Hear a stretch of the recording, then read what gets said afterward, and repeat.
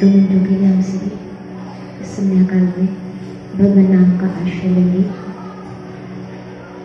सभी मिल करके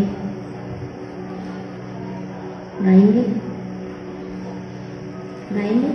कौन कौन गाएगा? कैसे गाएंगे?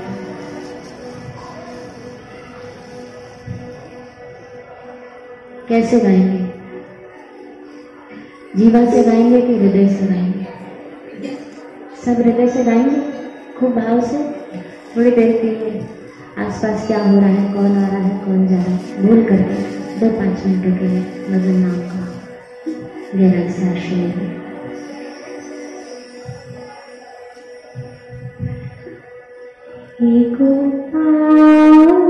राधा कृष्ण गोविंद गोविंद, कृष्ण गोविंद गोविंद, कृष्ण गोविंद गोविंद,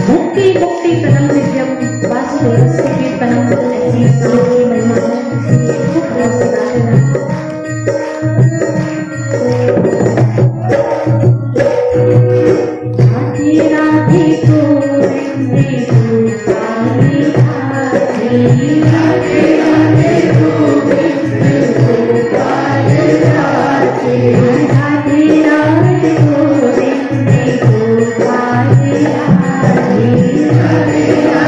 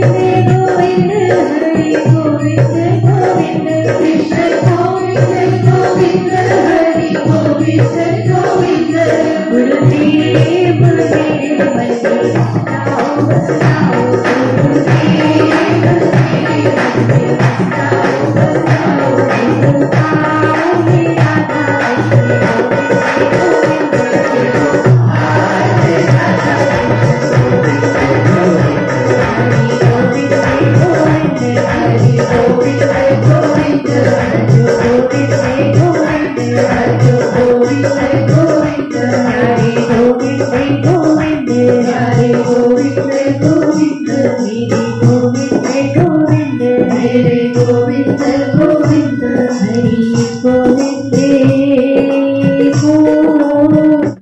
ब्रज की होली क्यों याद की जाती है? ब्रज की होली याद करते हैं कि नहीं? भजन गाते हैं लोग, आज भी ब्रज में होली है रसिया, गाते हैं कि नहीं लोग भजन? और 8 दिन तक वो होली जमती भी है, लट्ठमार होली, और न जाने कौन कौन से रूपों में होली मनाई जाती है। तो बड़ा आप जाएंगे तो उत्सव जैसा माहौल आपको ब्रज में मिलेगा। क्यों? क्योंकि जब भगवान कृष्ण का अवतार हुआ तो कृष्ण अवतार में भगवान ने अपने प्यारे गोप गोपियों को जो होली के रंग में जिस प्रकार से रंगा, जो वो मधुर पल थे, तो आज भी वो आनंददायी पल, उनकी स्मृतियां आज भी ताजी हैं। उस वृंदावन की गलियों में जाइए तो आज भी वो याद आता है ना? याद करते हैं कि नहीं लोग? तो जैसे ब्रज की होली याद की जाती है, वहाँ की होली का महात्म्य है, ऐसे ही बापू के प्यारों के लिए, बापू के सानिध्य में मनाई होली उस ब्रज की होली से कहीं कम नहीं है। वो हमारे लिए ब्रज की होली ही है जो हमने बापू जी के सानिध्य में मनाई। साक्षात कृष्ण हमारे बीच में आए और हमको अपने रंग में ज्ञान की पिचकारी से उन्होंने रंगा है। 2013 में हमने इसी दिल्ली में पूज्य बापू जी के सानिध्य में होली खेली। किसने खेली थे? हाथ ऊपर कर। क्योंकि बापू के बिना तो हमारी होली बेरंग सी है, उसके बिना तो हम कल्पना भी नहीं कर सकते। बापू जीवन में नहीं थे तो क्या होली थी? आप सोचो कैसे होली बनती है। केमिकल के रंग लेके आ गए, एक दूसरे को रंग दिया, पकवान बना लिए, खिला दिए, हुल्लड़ कर दिया, नाच गा लिए, कुछ घंटों के लिए खत्म हो गया कार्यक्रम, होली हो गई हमारी। तो संसार की होली तो ऐसे ही मनती आई है और आज भी ज्यादातर लोग ऐसे ही मना रहे हैं कि आजकल। और अब तो जो विकृत रूप इस होली का सामने आया है समाज में, उसका तो कहना ही क्या। लेकिन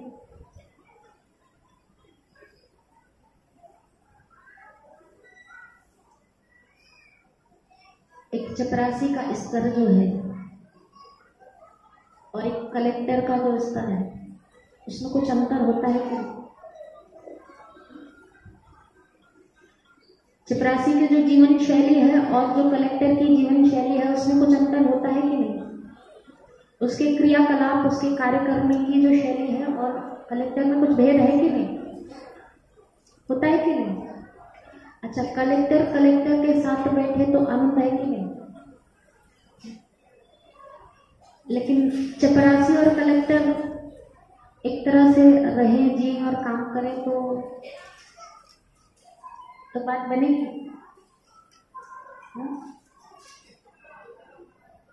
कलेक्टर की अपनी महिमा है, उसकी चपरासी का काम स्थूल ज्यादा होता है, वही फाइल को उठा के इधर से उधर ले जाएगा, उधर से उधर रखेगा, उतना काम। लेकिन कलेक्टर का काम बौद्धिक काम है, सूक्ष्म काम है। तो जैसे उसमें भेद है, ठीक ऐसे संसार के लोग होली मना रहे, ठीक है, वो होली मनाए, लेकिन बापू के प्यारे होली मनाए और संसारी होली मनाए, उसमें भेद होना चाहिए कि नहीं? इसका अर्थ नहीं कि हम में कोई खास बात है, इसका अर्थ ये है हम बापू के प्यारे हैं तो किसकी महिमा है? किसकी महिमा है? हमारे बापू की महिमा है। हमारी क्या हस्ती थी बापू जी से जुड़ने से, तो हम उनके शिष्य हैं। ऐसे समर्थ गुरु के शिष्य हैं, तो समर्थ गुरु के शिष्यों की होली भी साधारण माननी चाहिए जैसे लोग मनाते हैं। हमारी होली भी विशेष। एक जीव के तीन तत्वों से जीव को जीव माना जाता है। एक तो उसकी देह है, दूसरा उसका मन है, और तीसरी उसकी अंतर चेतना, उसकी अंतरात्मा। तीन है। संसारी लोग होली खेलते हैं तो वो देह के स्तर पर ही शरीर से रंग लगाया, शरीर से पकवान बनाए, खाया खिलाया, मजे किए, नाच गाना, वो सब मन शरीर को आनंद दिया। थोड़ा बहुत मन से भी एक दूसरे के प्रति जो बैर भाव था, लोग गले लगे तो थोड़ा बहुत वांछित, लेकिन आत्मा को छू जाए वहां तक इस होली की पहुंच नहीं होती। लेकिन गुरु के ज्ञान में, गुरु के द्वार पर आकर के जो हम होली खेलते हैं, यहाँ पर हमारा तन भी रंगते हैं बापू, हमारे मन को भी भक्ति के रंग में रंगते हैं, और हमारी आत्मा को भी उच्च ऊंचाइयों तक पहुंचा देते हैं। तो तीनों को गुरु रंगते हैं, इसीलिए गुरु के द्वार की होली और संसार की होली से कुछ विलक्षण है। इसीलिए बड़भागी है हम सब, तो ऐसी होली हमको बापू खिलाते हैं। ऐसी होली जो हमको जन्म मरण से पार कर दे, ऐसी होली जो हमको उस ऊंचाई तक ले जाए। बाहर से भी हमको शारीरिक लाभ हो, बापू ने ऐसा हमको फिर से मार्गदर्शन किया। जो अपने मूल से हम भटक गए थे, जो ऋषि परंपरा से हम भूल गए थे, कि जैसे वो पर्व, कोई भी व्रत पर्व त्योहार आए, बापूजी हमेशा हमको हमारी संस्कृति में से जोड़ के रखते हैं। संसार वाले भटक जाए, लेकिन गुरुजी हमको हमारी सांस्कृतिक ऋषि परंपरा से बापूजी जोड़ते हैं। जो कुरीति आ जाए, सदगुरु उसको दूर करते हैं, और सदगुरु ने किया भी है। अपने को कुछ साल पहले तक कहीं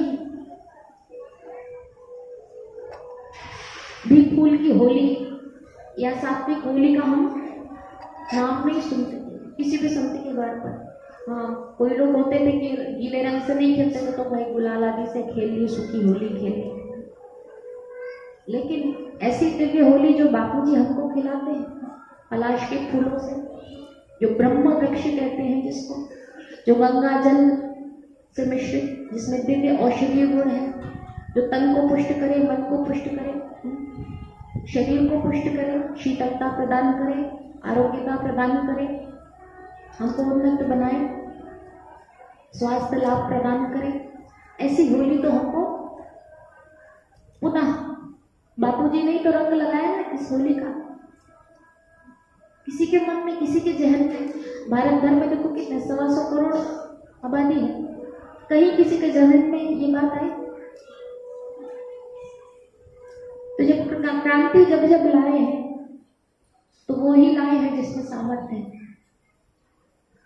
विचार तो बहुत सारे मन में लोगों के बहुत सारे आ जाते हैं, लेकिन केवल विचार से बात बनती नहीं है।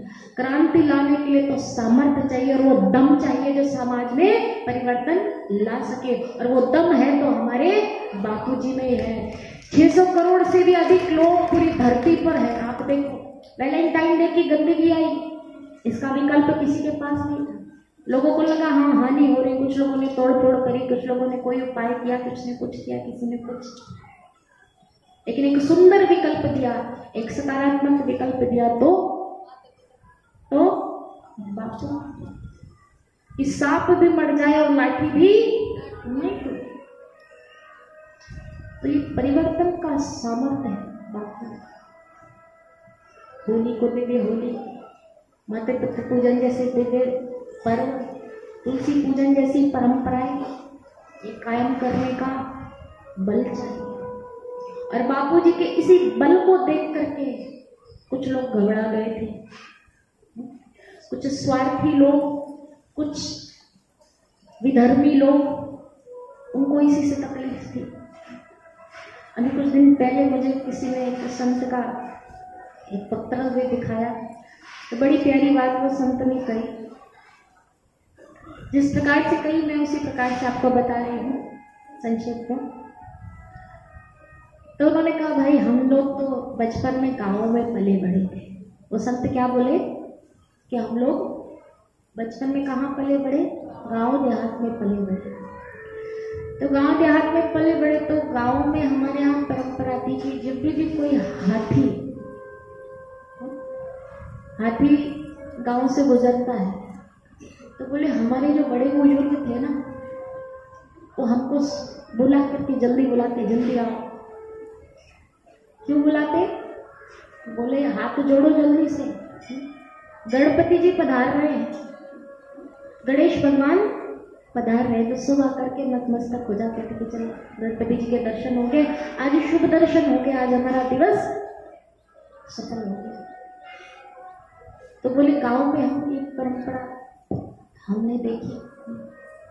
तो छोटे छोटे तो ये चीज तो देखते थे, लेकिन साथ में एक चीज और देखते थे कि जब हाथी आगे चलता था ना तो गांव में गली में कुत्ते भी बहुत होते हैं। जब हाथी आगे दौड़े तो फिर कुत्ते भी पीछे पहुंच जाते, भौंकते हैं।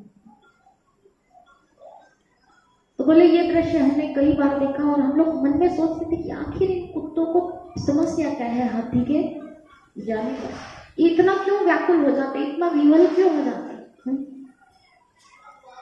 तो वो संत ने जैसा बोला वैसा मैं आपको बताती हूँ। संत बोले ऐसे तो वो प्राणी ऐसा है कि उससे हम पूछ नहीं सकते कि भाई आप क्यों भौंकते हैं, लेकिन अगर भगवान ने वाणी दी होती ना तो वो कुत्ते जरूर यही जवाब देते। क्या कहते? वो बोले वो यही बोलते कि हमको हाथी के गुजरने से समस्या नहीं, हमको हाथी के मार्ग से गुजरने से कोई समस्या नहीं। हमको समस्या किससे है? हमको समस्या किससे है? जब ये हाथी गुजरता है तो इतने सारे लोग हाथ क्यों जोड़ के खड़े हो जाते हैं? हमको समस्या है तो हाथ जोड़ने वालों से समस्या। इनके आगे आगे इतने लोग क्यों नतमस्तक हो लग जाते हैं भीड़ लगा करके। तो जब ये भीड़ आती है तो कुत्ते फिर व्याकुल होते हैं और फिर वो भौंकने लगते हैं। तो कहने का मतलब है कि जिनके आगे लोग नतमस्तक होते हैं तो भौंकने वाले उन्हीं के पीछे भौंका भी करते हैं। और ये आज बापूजी के प्रकरण में बिल्कुल चरितार्थ हो गए। हमने देखा समाज में कि इतने और भी संस्थान और भी लोग हैं, और भी हमने देखे तथाकथित समाज में जिनको लोग संत बोलते हैं, लेकिन ऐसा मीडिया इतनी बुरी तरह से किसी के हाथों के पीछे नहीं पड़ा, क्योंकि मान अपमान निंदा और स्तुति वहीं पर होगी जहां पर जय जय कार। जिसका जितना नाम हुआ है उसको लोगों ने उतना ही प्रताड़ित नहीं किया। जिस पेड़ में जितने मधुर रसीले फल लगे होंगे उस पर पत्थर मारने वालों की संख्या भी उतनी अधिक है। दुर्भाग्य। जिसके पास जितनी अधिक संपदा होगी उसको इनकम टैक्स भी ज्यादा देना पड़ेगा। जो चंदन का वृक्ष जितना महकेगा उस पर लौटने वाले विषैले सर्पों की संख्या भी उतनी ही अधिक होगी। लेकिन देखने वाली बात है कि संत तो जैसे वो वृक्ष तो रसीला फल देता है, लोग उस पर पत्थर मारते हैं, लेकिन पत्थर मारने वाले को भी वृक्ष पलट के क्या देता है? क्या देता है? फल ही देता है। चंदन के वृक्ष को कोई कुल्हाड़ी काटे, आप प्रहार करो कुल्हाड़ी से चंदन के पेड़ पर, तो चंदन का वृक्ष ये नहीं देखेगा कि ये कुल्हाड़ी मुझे काट रही है। चंदन बिना कोई भेदभाव के उस कुल्हाड़ी को भी वैसा ही महकाएगा जैसे उसको आलिंगन करने वाले को वो महका दिया जाता है। ये चंदन का स्वभाव है। ठीक ऐसे ही संत का कि कोई कैसा भी व्यवहार करे, संत तो सबका मंगल, सबका भला, सबका उद्धार, सबका उत्थान किए जाते हैं। और आज भी बापूजी के साथ समाज ने क्या किया, बापू ने ये नहीं देखा। आज भले समाज ने बापूजी के उपकारों को भुला दिया हो, आज भले समाज बापूजी के साथ ऐसा घोर अन्याय कर रहा हो, लेकिन बापूजी आज जोधपुर में भी बैठ करके आज समाज के कल्याण में लगे। अपने प्यारों का उद्धार कैसे हो, बापूजी को चिंता है। वहां बैठ करके भी आप और हम यहाँ बैठे हैं क्या अपने बल से बैठे हैं? हमारी ताकत है बैठने की, बैठ सकते हैं। उनको पता है कि मेरे प्यारे इस माया में भटक ना जाए, बिखर ना जाए। आपको जो दर्द है, जो पीड़ा है, आपके एक एक आंसू जो बहते हैं ना, वो गुरुदेव के हृदय को छूते हैं। आपके दर्द का पूरा भास आभान है। गुरुजी समझते हैं कि मेरे प्यारे भक्त विवल है, तो गुरुजी ना सही लेकिन उनका कोई ना कोई संदेश पहुंचता रहे, ये व्यवस्था गुरुजी करते रहते हैं। किसी न किसी को माध्यम बना के वो अपने भक्तों को तृप्त करने की व्यवस्था करते हैं। तो ये उनका प्रेम है। तो देने में दाता ने कभी कभी रखी नहीं, और इतना कुछ दिया है। एक भाई जोधपुर जेल मंदिर में बापूजी के समक्ष गए। वो भाई, उनका बड़ा तीव्र संकल्प था कि मुझे बापूजी मिल जाए और मैं बस अपना हृदय खोल दूं। आप में से कितने लोगों के मन में ऐसी आकांक्षा है कि मेरे बापू मेरे सामने बैठे हों और मैं हूं उनके चरणों में बैठा हूं, कोई तीसरा बीच नहीं, और पूरा हृदय में अपने गुरुदेव के सामने खोल के रख दूं अपने भाव, अपनी बातें, अपना जो कुछ भी है। ऐसा होता है कि नहीं? किसका किसका होता है? सबका होता है, हमारा भी होता है। तो मन में भाव उठता है, संकल्प उठा, और वो संकल्प पूर्ण हो तो उसके लिए क्या चाहिए? बापूजी बताते ना, कौन से संकल्प हमारे तुरंत पूर्ण होते हैं। यदि संकल्पों की दिशा में कोई विकल्प न आए, उसके मार्ग में मन में संकल्पों की संख्या बहुतायत नहीं हो, कम से कम संकल्प हो, चित्त शुद्ध हो, और उस अवस्था में कोई संकल्प हृदय में कोई फूल ना उठ जाए, तो वो तत्क्षण पूर्ण हो जाता है। ऐसा अनुभव किया आपने? तो वो भाई का बड़ा तीव्र संकल्प था, बड़े भाव, और ऐसी तड़प रही होगी उस भाव भाई की इतनी तीव्र कि प्रकृति ने व्यवस्था करी और भाई अंदर पहुंचे पूज्य बापूजी के चरणों में।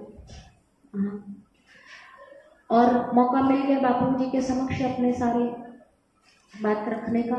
जो भी उनकी जिज्ञासाएं थी उन्होंने बापूजी के समक्ष उनका समाधान प्राप्त किया। तो उन जिज्ञासाओं के पूरा होने के बाद अंत में उन्होंने एक बात बापूजी से पूछी कि बापूजी, बहुत समय से एक प्रश्न है मेरे मन में। क्या है? बहुत समय से एक प्रश्न मेरे मन में है। क्या प्रश्न है? कि बापू, मुझे एक बात नहीं समझ आती है कि मैंने सत्संग में सुना है महेंद्र का प्रसंग। किसका प्रसंग? महेंद्र कौन? सम्राट अशोक का पुत्र, वही महान सम्राट अशोक जिनका अशोक चक्र हमारे जो नोट है, जो मुद्रा है, उसमें छपा होता है, बना होता है। वो अब धरती पर, इस भारत भूमि पर तो बहुत सारे सम्राट होके चले गए, लेकिन उन सभी सम्राटों में से अगर सम्राट अशोक को चुना गया तो कुछ तो विलक्षणता होगी, तो खासियत होगी ना। तो बड़े न्यायप्रिय सम्राट थे। तो उनका पुत्र, उनके विषय में किसी ने जाकर के एक बार राज दरबार में उनको सूचना दी कि आपका जो पुत्र है वो वेश्यागामी हो गया है, पतित हो गया, भटक गया है। कई बार धन संपदा सुविधाएं अधिक मिल जाए और अंकुश ना लगे, हाथी मदमस्त चाल से चले और महावत अगर अंकुश नहीं लगाए तो मार्ग से हाथी भटक जाता है। इसलिए कई बार जीवन में कोई हम कभी भटके ना तो थोड़ा गुरुजी कोई ना कोई परिस्थिति भेजकर जब हमारी गढ़ाई करे ना तो हमको समझ जाना चाहिए कि हम मार्ग से भटके और गुरुजी हमको संभाल रहे हैं, उसको अन्यथा नहीं लेना चाहिए। हम अपने लक्ष्य को सीधा पा सके, ये गुरुजी की व्यवस्था होती है। तो वो जो युवक था महेंद्र, अब राज वैभव संपदा सब कुछ और भटक गया। और जब सम्राट अशोक को सूचित किया गया, क्योंकि वो एक न्यायप्रिय सम्राट थे, सामान्य पिता की तरह नहीं कि ममता मोह में आकर के वो निर्णय दे दें, इतने बड़े साम्राज्य के सम्राट, तो उन्होंने एक क्षण भी नहीं लगाया ये निर्णय लेने में कि इस महेंद्र को मृत्यु दंड दिया जाता है। कौन सा दंड? अपना वो अंश, अपना वो सुपुत्र जो भावी सम्राट होने जा रहा है उस राज्य का, उस सुपुत्र को, उस सम्राट को मृत्यु दंड सुना दिया गया। अब आप सोचो उसकी क्या हालत हुई होगी, महेंद्र की स्थिति क्या हुई होगी उस समय। ना करे नारायण, हम सब यहाँ बैठे हैं, हमारी सांस आ जा रही है कि नहीं, सबकी सांसें चल रही है कि नहीं, तो चेक कर लो कहीं बंद तो नहीं हो गई। चल रही है ना, सबकी चल रही है ना। अब सांस अंदर जो भी जा रही है उसको ध्यान से आप देखो, अंदर गई ना। कोई आपको आके बताए कि जो सांस आपने अभी अंदर ली है वो आपके जीवन की अंतिम सांस है। क्या हम तैयार हैं? हमारी तैयारी है उस अंतिम सांस को लेने की? हमको ऐसा पता चले तो हम खुशी खुशी जाने को तैयार है? कितने लोग तैयार हैं?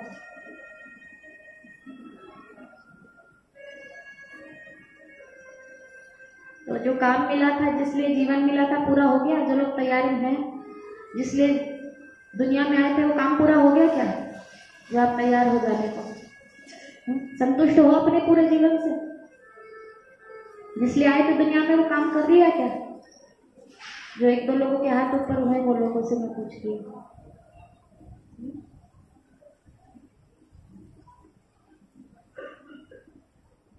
कोई नहीं जानता कब ये सांस आखिरी हो जाए। बनारस में भी कुछ समय पहले मैं जा रही थी, कार्यक्रम था, तो फोन आने लगे बनारस से भाई के कि दीदी आप थोड़ा सा संभाल के आओ। मैंने पूछा क्या हुआ भैया? आपने भी सुनी होगी खबर, बनारस में वो पुल ढह गया था ना। अभी तो मुंबई में भी घटना घटी है ना, पुल गिर गया, कितने लोग मारे गए। तो जब नीचे से, पुल के नीचे से लोग गुजर रहे होंगे, कोई पिता होगा अपने बच्चों के लिए खिलौने लेके जा रहा होगा, कोई बिजनेसमैन होगा बिजनेस के प्लान बनाता हुआ जा रहा होगा, कोई माँ होगी सब्जी का झोला टांगे जा रही होगी, कोई ऑफिस वाला होगा, कोई बच्चा होगा अपने भावी भविष्य की तैयारी में कुछ प्लानिंग चल रही होगी दिमाग में। ऐसे बहुत सारे अलग अलग क्षेत्र के लोग उस पुल के नीचे से गुजर रहे होंगे। एक मिनट पहले, एक क्षण नहीं लगा वो ऊपर से नीचे आने में पुल को, और एक झटके में काम खत्म हो गया। मुझे किसी ने एक वीडियो दिखाया था बड़ौदा का। बड़ौदा में एक बैंक मैनेजर थे, तो वो अपना विदाई समारोह था उनका, उनकी जो सेवा थी वो पूरी हो गई थी, सेवानिवृत्ति का उनका समय हो गया था। तो वो फेयरवेल पार्टी चल रही थी उनके ऑफिस में, और जो भी उनके परिवार के लोग थे, ऑफिस के लोग, मित्रगण सब उपस्थित थे। बढ़िया। और उनको संबोधित करने के लिए माइक दिया गया कि आप भाई बोलिए 2 शब्द। तो उन्होंने माइक लिया और जितने भी लोग वहाँ थे सबको धन्यवाद किया कि बहुत मधुर हमारी यादें रही जो भी हमने सेवा करी इस बैंक में। तो सबको धन्यवाद देते देते अचानक से बोलते बोलते उनकी गर्दन नीचे हो गई। तो उनकी बेटी ने दूर से देखा और भाग कर के आई कि क्या हो गया, चीखी जोर से। पिताजी गर्दन उठा के देखा तो प्राण पखेरु जा चुके। अब किसी ने यह कल्पना भी नहीं की थी कि उनकी वो जो सेवा की निवृत्ति की पार्टी है, जो उनकी विदाई का समारोह है, वो उनके जीवन की विदाई का समारोह हो जाएगा। किसी ने सोचा नहीं। एक महिला थी, एक स्टोर में गई थी सामान खरीदने। सामान खरीद करके काउंटर पे आई, उसको कुछ असहज महसूस हुआ। उसने अपने छोटा बच्चा गोदी में लेके खड़ी थी। उस बच्चे को उस महिला ने, बनी घटना है बता रही, उस महिला ने उस बच्चे को सामने वाले के हाथ में, क्योंकि उसको लगा कि अब मैं ठीक महसूस नहीं कर रही तो बच्चा भी ना गिर जाए, इसलिए उन्होंने बच्चे को सामने सौंपा और वहीं ढेर हो गई महिला। 1 सेकंड पहले उसको किसी को नहीं अंदाजा होता कि अब हम जाने, कौन जाने। अभी बैठे बैठे यहाँ ये वाड़ी चल रही है, हो सकता है अभी 1 मिनट के बाद सांसों का कोटा पूरा हो जाए। आपने देखे होंगे लिखा होता है फलाना जगह ये यहाँ वाहन खड़ा करना वर्जित है, यहाँ पर बैठना वर्जित है, यहाँ थूकना वर्जित है, यहाँ ये काम वर्जित है, ऐसा ऐसा ऐसा। कहीं आपने कोई बोर्ड ऐसा देखा कि यहाँ मरना वर्जित है लिखा हो? हाँ, कहीं किसी शख्स कभी भी कुछ भी ये काम, ये घटना होनी तय और होगी। हमारे जीवन में भी एक वो दिन तय है, कोई ना कोई दिन तय होगा और वो जब समय आने वाला होगा उसके 1 सेकंड पहले तक भी हमको खबर नहीं होगी ये घटना होने जा रही है। हमारे यहाँ तो बहुत सारे दिमाग में चल रही होंगी कल्पनाएं। और ऐसा नहीं कि जब दांत गिर जाएंगे, बाल सफेद हो जाएंगे, कमर टेढ़ी हो जाएगी तभी वो क्षण आएगा, ऐसा भी गारंटी नहीं, कभी भी घटना नहीं सकती। अब पुलवामा में जा रहे थे इतने सारे सैनिक, युवा तो नहीं थे। अभी 40 सैनिक जो शहीद हुए, युवावस्था ही तो थी सबकी, कौन से उनके बुढ़ापा आ गया? उनके परिवार में कल्पना भी, उनके बच्चों ने, उनके परिवार में कभी सोचा था कि हमारे पिताजी कभी लौट के दोबारा घर नहीं आएंगे? नहीं। तो ये ऐसा सत्य है जीवन का जो होना अविश्वसनीय है, लेकिन उसको स्वीकार करना बड़ा ही मुश्किल होता है आमतौर पर लोगों को। तो वो जो युवक था महेंद्र, जब उसको भी पता चला, क्योंकि युवावस्था थी और राजकुमार था, तो अपने भविष्य तो कैसे रंगीन सपने सजा के आंखों में बैठा था, तो उसकी क्या अवस्था होगी मानसिक, आप सोचो। और जब उसको पता चलता है कि अब मुझे जाना है, तो उसके तो पसीने पसीने, तो उसकी तो बुरी हालत हो गई कि मैं मरने जा रहा हूँ, मेरे पिता ने मुझे मृत्युदंड दे दिया। तो सोचो क्या बीता होगा उसके ऊपर। तो जब उससे अंतिम इच्छा पूछी गई कि आपकी अंतिम इच्छा क्या है, तो उसने, क्योंकि वो इतना घबराया हुआ था, इतना विक्षिप्त था, इतना परेशान था कि उसने एक ही बात मांगी अपनी अंतिम इच्छा में। उसने हाथ जोड़ करके विनती की कि मैं इतनी जल्दी नहीं मर सकता, मुझे कम से कम 7 दिन की मोहलत तो दे दो। कितने दिन की? 7 दिन की मोहलत मुझे चाहिए। और आप जानते हैं आखिरी इच्छा पूरी होती ही जाती है, तो फिर उसको एक काल कोठरी में डाल दिया गया 7 दिन के लिए। 7 दिन वो बंद रहा और जब 7 दिन के बाद वो बाहर आता है, उसको बाहर निकाला जाता है, तो देखने वालों के, उसके परिचितों के, उसके जो हमदर्द थे, उन सबके आश्चर्य का ठिकाना नहीं था कि ये कैसा आमूल परिवर्तन। एक आत्मविश्वास चेहरे पर, एक अजीब सा तेज, एक निर्भय अवस्था में उसको पाया। और बड़े शान से जब वो चल पड़ा आगे, तो किसी से रहा नहीं गया। उसने पूछा कि भाई अब महेंद्र, तुमको डर नहीं लगता मृत्यु से? अब तुम नहीं डर रहे, उस दिन तो तुम्हारी हालत बड़ी खराब। तो धीरे से वो महेंद्र मुस्कुराया और मुस्कुरा करके उसने क्या जवाब दिया? उसने कहा, बोले जिसकी मृत्यु होने जा रही वो मैं हूं,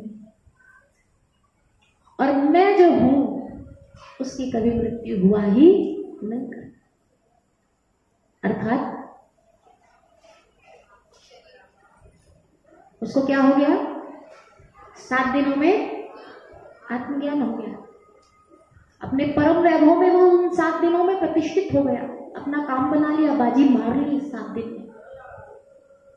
तो प्रश्न पूछने वाले का प्रश्न मुझे बापूजी के चरणों में यह था कि बापूजी, हमने तो शास्त्रों में सुना है गुरु बिनु भवनिधि तरई न कोई, जो विरंची शंकर संग। ना उसको वहां कोई गुरु मिले, ना सत्संग मिला, ना शास्त्र मिला, ना कोई सानिध्य मिला, फिर उसको ज्ञान किससे?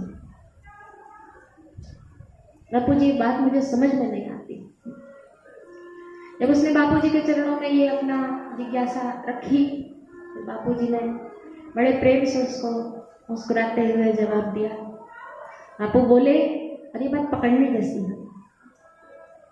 बापू बोले, यही तो महिमा है, यही तो महिमा है। किसकी? ब्रह्म ज्ञान की। यही तो महिमा किसकी है? ब्रह्म ज्ञान की। एक जन्म का डॉक्टर अगले जन्म में डॉक्टर बन के पैदा नहीं होता, इंजीनियर अगले जन्म में इंजीनियरिंग भूल जाता है, कलेक्टर वो कलेक्टर बनता नहीं है अगले जन्म में। लेकिन एक जन्म में जो तत्व ज्ञान के संस्कार हृदय में बीज रूप में होते हैं वो अगले जन्म में कभी भी प्रस्फुटित हो सकते हैं और हमारा काम कभी भी बना सकते हैं। उसके हृदय में उस समय भले उसको सत्संग नहीं मिला, महेंद्र को उस समय भले उसको ज्ञान नहीं मिला, गुरु नहीं मिले, शास्त्र सत्संग कुछ नहीं, लेकिन पूर्व काल का जो उसने ब्रह्म ज्ञान सुन रखा था, श्रवण कर रखा था, उसके अंतःकरण में उसके संस्कार विद्यमान थे। और जब उसको मृत्यु दंड सुनाया गया तो सोचो उसके अंदर अंतःकरण की स्थिति कैसी थी। उसको कोई भोग भोगने की इच्छा थी, उस समय किसी दुश्मन से बदला लेने की इच्छा थी, राग द्वेष था किसी से, कोई इच्छा आकांक्षा बची थी?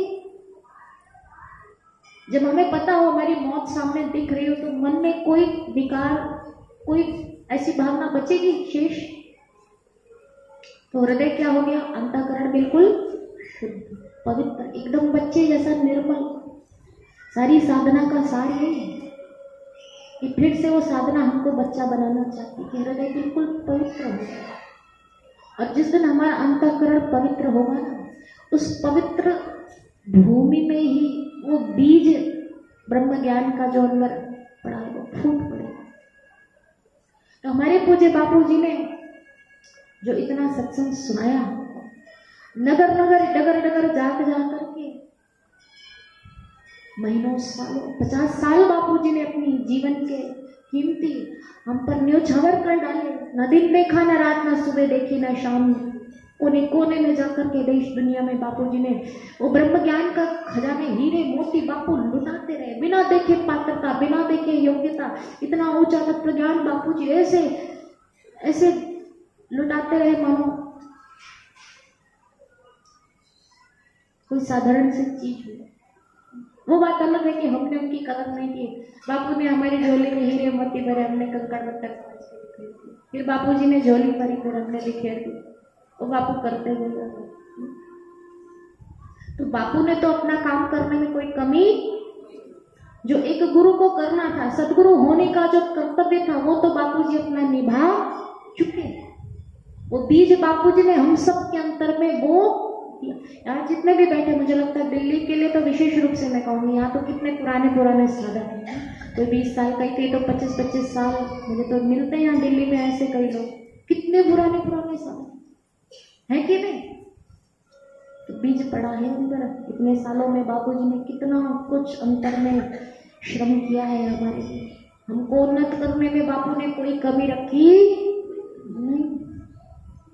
तो कमी वहां नहीं, कमी कहाँ है?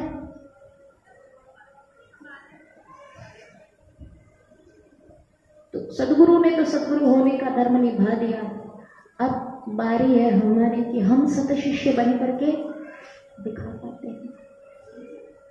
ये अब हमारे पाले में है। ये बाजी हम हारेंगे कि जीतेंगे वो हमारे पाले।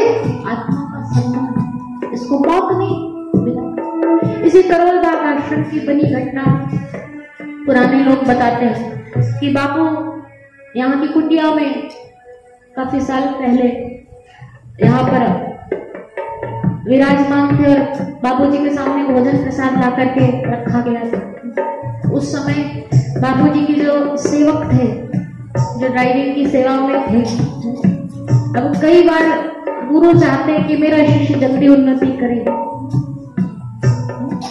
तो उसके दोषों को निकालने के लिए गुरु गड़ाई घुटाई करते हैं कि जल्दी इसके पाप कटे और जल्दी इसका उद्धार हो। वैसे आप इतिहास उठा के देखो, गुरु शिष्य संबंध, आप इस विषय पर आप जितना गहन अध्ययन करोगे उतना आपको गुरु भक्तों के जीवन चरित्रों में आपको ऐसे ऐसे विलक्षण आपको दृष्टांत मिलेंगे कि आपके रोंगटे खड़े हो जाएंगे। मीला रेपा का जीवन आप पढ़ो, तिब्बत के शिष्य, ऐसी ऐसी घटनाएं हुई कि आप कल्पना भी नहीं कर सकते कि उनके गुरु ने कितनी कसौटी करी, पीठ पर पत्थर, कितने सालों तक उनसे मकान बनवाए, ज्ञान पाने के सालों बीत गए, पूरे घाव हो गए पीठ पर, कि गुरु उनको सेवा देते, बार बार तोड़वा देते, वो मकान बनाए गुरु तोड़ दे। और ऐसा नहीं, तिब्बत की पहाड़ियां जब कोई ईंट भी नहीं मिले, पत्थर, एक पहाड़ी से एक पत्थर, दूसरी पहाड़ी से दूसरा पत्थर, और बार बार बनाए गुरु ढाते जाए, कितनी पूरे विषय अंतर हो जाएगा पूरा। तो ऐसे आप काटिया बाबा थे, अपने शिष्य को इतना मारते थे, खून निकल आता था माथे से। ऐसी किसी कसौटियां गुरु लेता है, लेकिन हेतु मूल में क्या था कि शिष्य का इसी जन्म में जल्दी उद्धार। इतने सारे पाप हैं, अलग अलग जन्म लेके काटेगा, नहीं कटेगा, तो कई बार गुरु कसौटी करके गड़ाई करके जल्दी काटना चाहते हैं। तो बापूजी ने भी जब अनुशासन किया अपने वो सेवक पर, तो वो गुरु के इस रहस्यमय, इस उन्नति कारक इस संकेत को वो समझ नहीं पाया, और कई बार मन धोखा देता है। तो मन में हुआ क्या यहाँ रहना, इतना यहाँ से तो अच्छा है कि मैं घर पे ही पहुँच में जो मनाए करे। यहाँ तो इतना अनुशासन में मैं झेल नहीं सकता। तो मन ने एक बार धोखा दे दिया। देखो, मन में दो लोग रहते हैं। एक बार किसी ने कहा कि भाई मन में दो तरह की लोमड़ी रहती है, एक सदाचार के मार्ग पर ले जाती है और एक दुराचार के मार्ग पर। तो बोले दो लोमड़ियों की लड़ाई है, कौन जीतेगा आप बताओ? सदाचारी लोमड़ी जीतेगी कि दुराचारी जीतेगी? किसी ने संत से पूछा, तो संत ने क्या बोला, कौन जीतेगी? संत बोले जिसको तो पोषण दोगे वो जीत जाएगी। दोनों विचार, दोनों तरह की वृत्तियां मन में रहती हैं। जिसको आप अधिक पोषण देते हो ना, पुष्ट करते हो ना, आप जिसको मजबूत बना पे खिला पिला के जिसको आप ज्यादा खिलाओ पिलाओगे वही ताकतवर बन जाएगी, वो दूसरे पर हावी हो जाती है। तो मन में सद्विचार भी है, दुर्विचार भी है। हम किसको पोषण दे रहे हैं ये हमको अपने अंदर खोजना होगा। जब ऐसी निर्णायक स्थिति आए तो देखना कि हम किसको बल दे रहे हैं। तो उन्होंने फिर वो उस विचार को बल दिया कि चलो घर जाना ही ठीक है। तो वो बोरी बिस्तर बांधा, उन्होंने अपना बैग लेके बाहर निकलने लगे और इतने में एक सेवक ने जाके बापूजी को सूचना दी कि बापू वो तो जा रहा है, आश्रम छोड़ के जा रहा है। आप में से कई लोगों ने सुना भी होगा ये अनुभव कि बापू वो तो जा रहा है। वो खाली पड़ोसी गई थी, रोटी रखी थी गरम गरम, निवाला बापूजी ने तोड़ करके एक निवाला भी अपने मुख में न रख पाए थे बापू कि जैसे ये सूचना मिली। वो सदगुरु का हृदय देखो कैसा कि वो मुख में निवाला भी नहीं रखा, वैसे छोड़ा और नंगे पैर बापू भागे हैं पीछे। और शिष्य के पीछे बापू भागे और जोर से आवाज लगाई, बोलो अरे उसको पकड़ो, भाग रहा है, उसको संभालो। पिछले 16 जन्म से छिटक जाता है, इस जन्म में भी छिटक गया तो फिर कैसे उसका काम। बोलो श्री सद्गुरुदेव भगवान की। कानपुर समिति के अध्यक्ष है, वो बताते हैं कि बापूजी ने स्वयं उनको बताया कि 9 जन्मों से तू मेरे साथ है। कितने जन्मों से? 9 जन्मों से तू मेरे साथ है। तो गुरु तो जन्मों जन्मों से हमको संभाल रहे हैं और बार बार हमको को प्रेरित करते हैं, मार्गदर्शन देते हैं कि इस बार इसका काम बन जाए, इस बार इसकी ये बाजी जीत जाए। लेकिन हम समझ रहे तो उनकी करुणा में कोई कमी नहीं है, हमारी पात्रता में कमी है। इसलिए प्रतिदिवस आके मिलते हैं हमको प्रभु, प्रतिदिवस आके मिलते हैं हमको प्रभु, यदि हमने न उनको रिझाया कभी,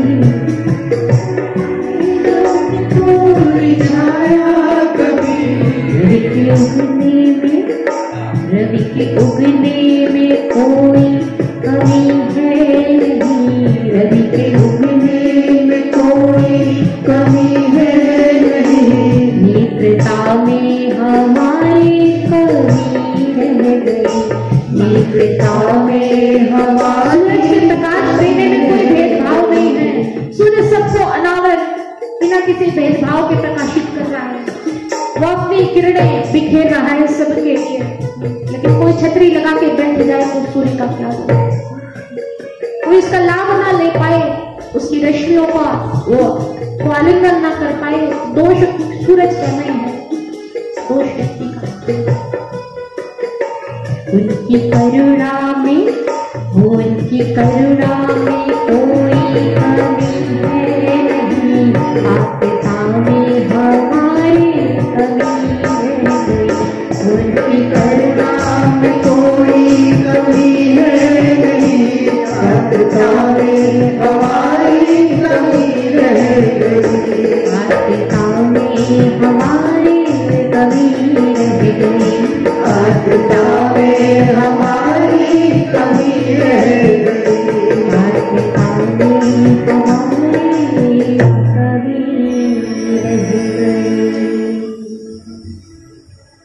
हरी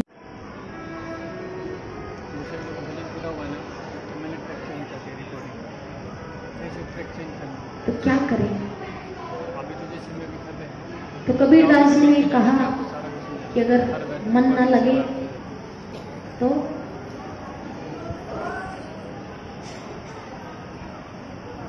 ध्यान मूलम गुरोर मूर्ति, गुरु जी की मूर्त का आप ध्यान करो, आपका मन लगेगा।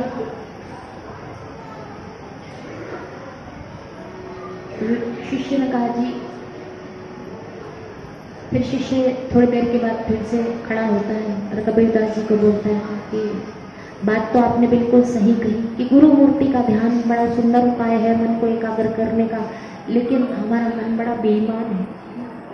कई बार गुरु मूर्ति भी सामने होती फिर भी है, अगर धोखा दे जाए तो क्या करें। तो कबीरदास जी बोले फिर एक दूसरा उपाय है, पूजा मूलम गुरु पदम, गुरु के चरणों की पूजा करो, भाव से पूजन करोगे तो बिखरता हुआ मन फिर से इनके चरणों की वंदना में फिर से एकाग्र हो जाएगा। फिर उसने कहा जी हाँ जी, बात तो बिल्कुल बहुत बढ़िया है आपकी, लेकिन आप जानते नहीं हमारा मन ये कैसे कैसे दांव खेलता है।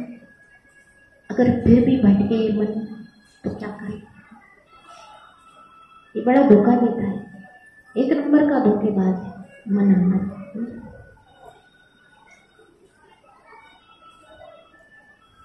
तो कबीरदास जी ने कहा कि गुरु वाक्यों का आश्रय लो फिर, कि गुरु जी ने जो हमें संकेत दिया, जो उनकी आज्ञाएं हैं उनका पालन करो, जैसा गुरु जी कहे उसको करने का, चरितार्थ करने का जीवन में प्रयास करो तो बात बने।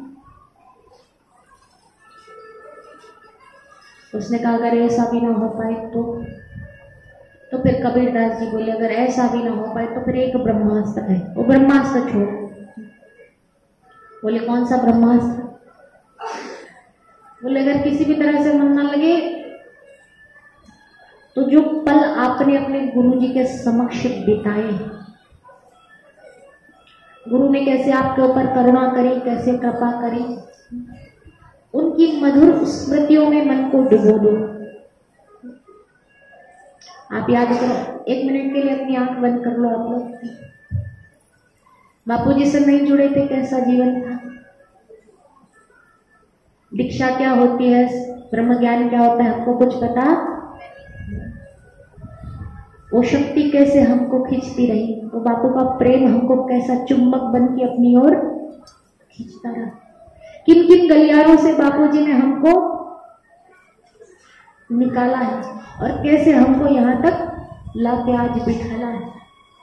कब कब बापू जी ने हमको अपना सानिध्य दिया, कब उनके मीठे वचन हमको प्राप्त हुए, कब उन्होंने हमको निकट से दर्शन दिए, कैसे हमसे बात की, कैसे हमको प्रेम भरे वचन बोले। वो पल याद करने लगो तो होता है कि समय ठहर जाए। बस ये पल, वो जो बापूजी के समक्ष बापूजी का सानिध्य जो हमको मिला, वो पल का अगर चिंतन करने लगो तो फिर मन उनकी कृपा को याद करके हृदय भर जाता है। और फिर प्रेम में जब डूबता है ना तो फिर इस मन को कोई धक्का नहीं।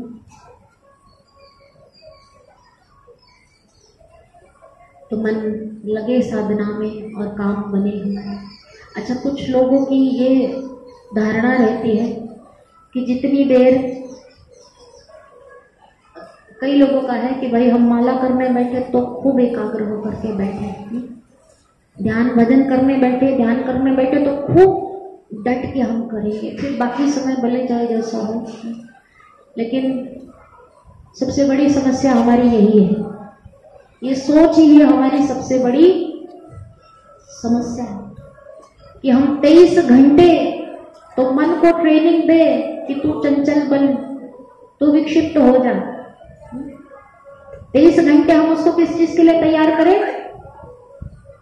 23 घंटे तो उसको ट्रेनिंग मिल रही है मन को बिखरने की, और फिर हम अचानक से आसन लगा करके मंदिर में दीप जला के धूप तैयार करके बैठे और हम सोचे अब अचानक से कोई विस्फोट होगा, कोई जादू होगा और हमारा मन एक झटके में एकाग्र हो जाएगा।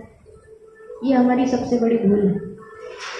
इसीलिए अगर कोई भी साधक चाहता है कि हमारा ध्यान भजन फले, हमारी साधना बिल्कुल जैसे गुरु जी चाहते हैं वैसी हो, 100% हमको पूरी अपनी साधना का लाभ मिले, तो बाकी उपाय तो ठीक है, लेकिन सबसे पहला काम हमको क्या करना पड़ेगा कि उस 1 घंटे को सार्थक बनाने के लिए अपने बाकी के 23 घंटे पर निगरानी रखनी पड़ेगी। आपने देखा होगा आजकल तो लोगों के हाथ में मुझे डिब्बा आ गया है ना, मोबाइल।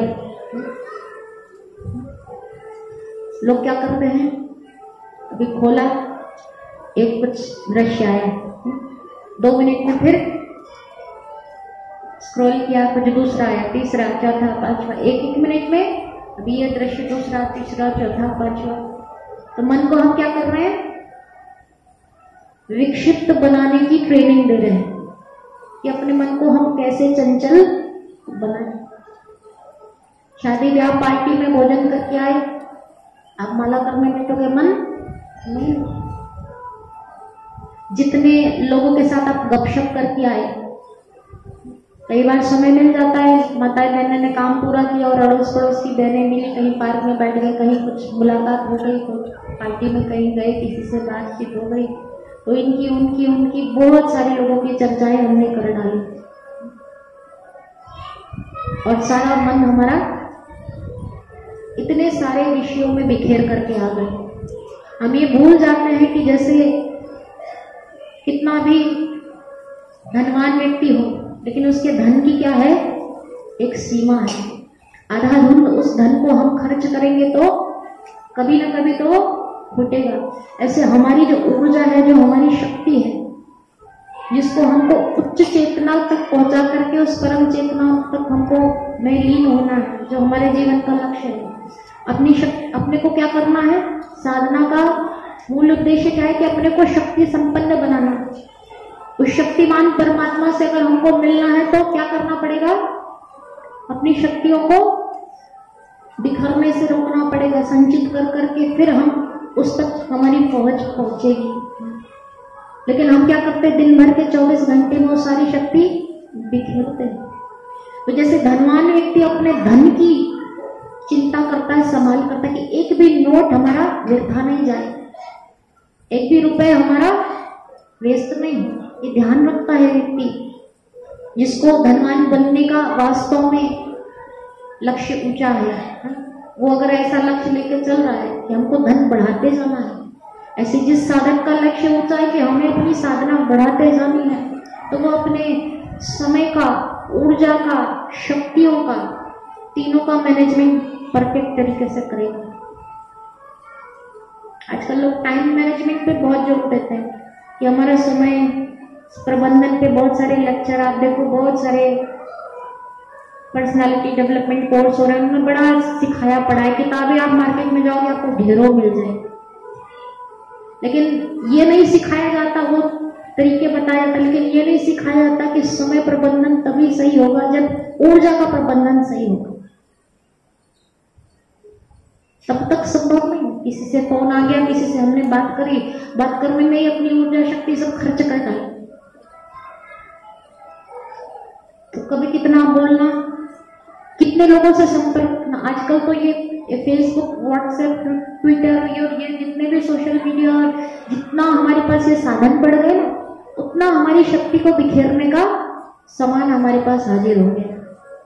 जितने ज्यादा लोगों से आप संपर्क रखेंगे, आपकी साधना उतनी बिखरेगी, बिल्कुल पक्की बात। इसलिए आप ऋषि मुनि ऐसे नहीं, जंगल में जाकर साधना करने की जो प्रथा थी वो ऐसे नहीं थी कि लोक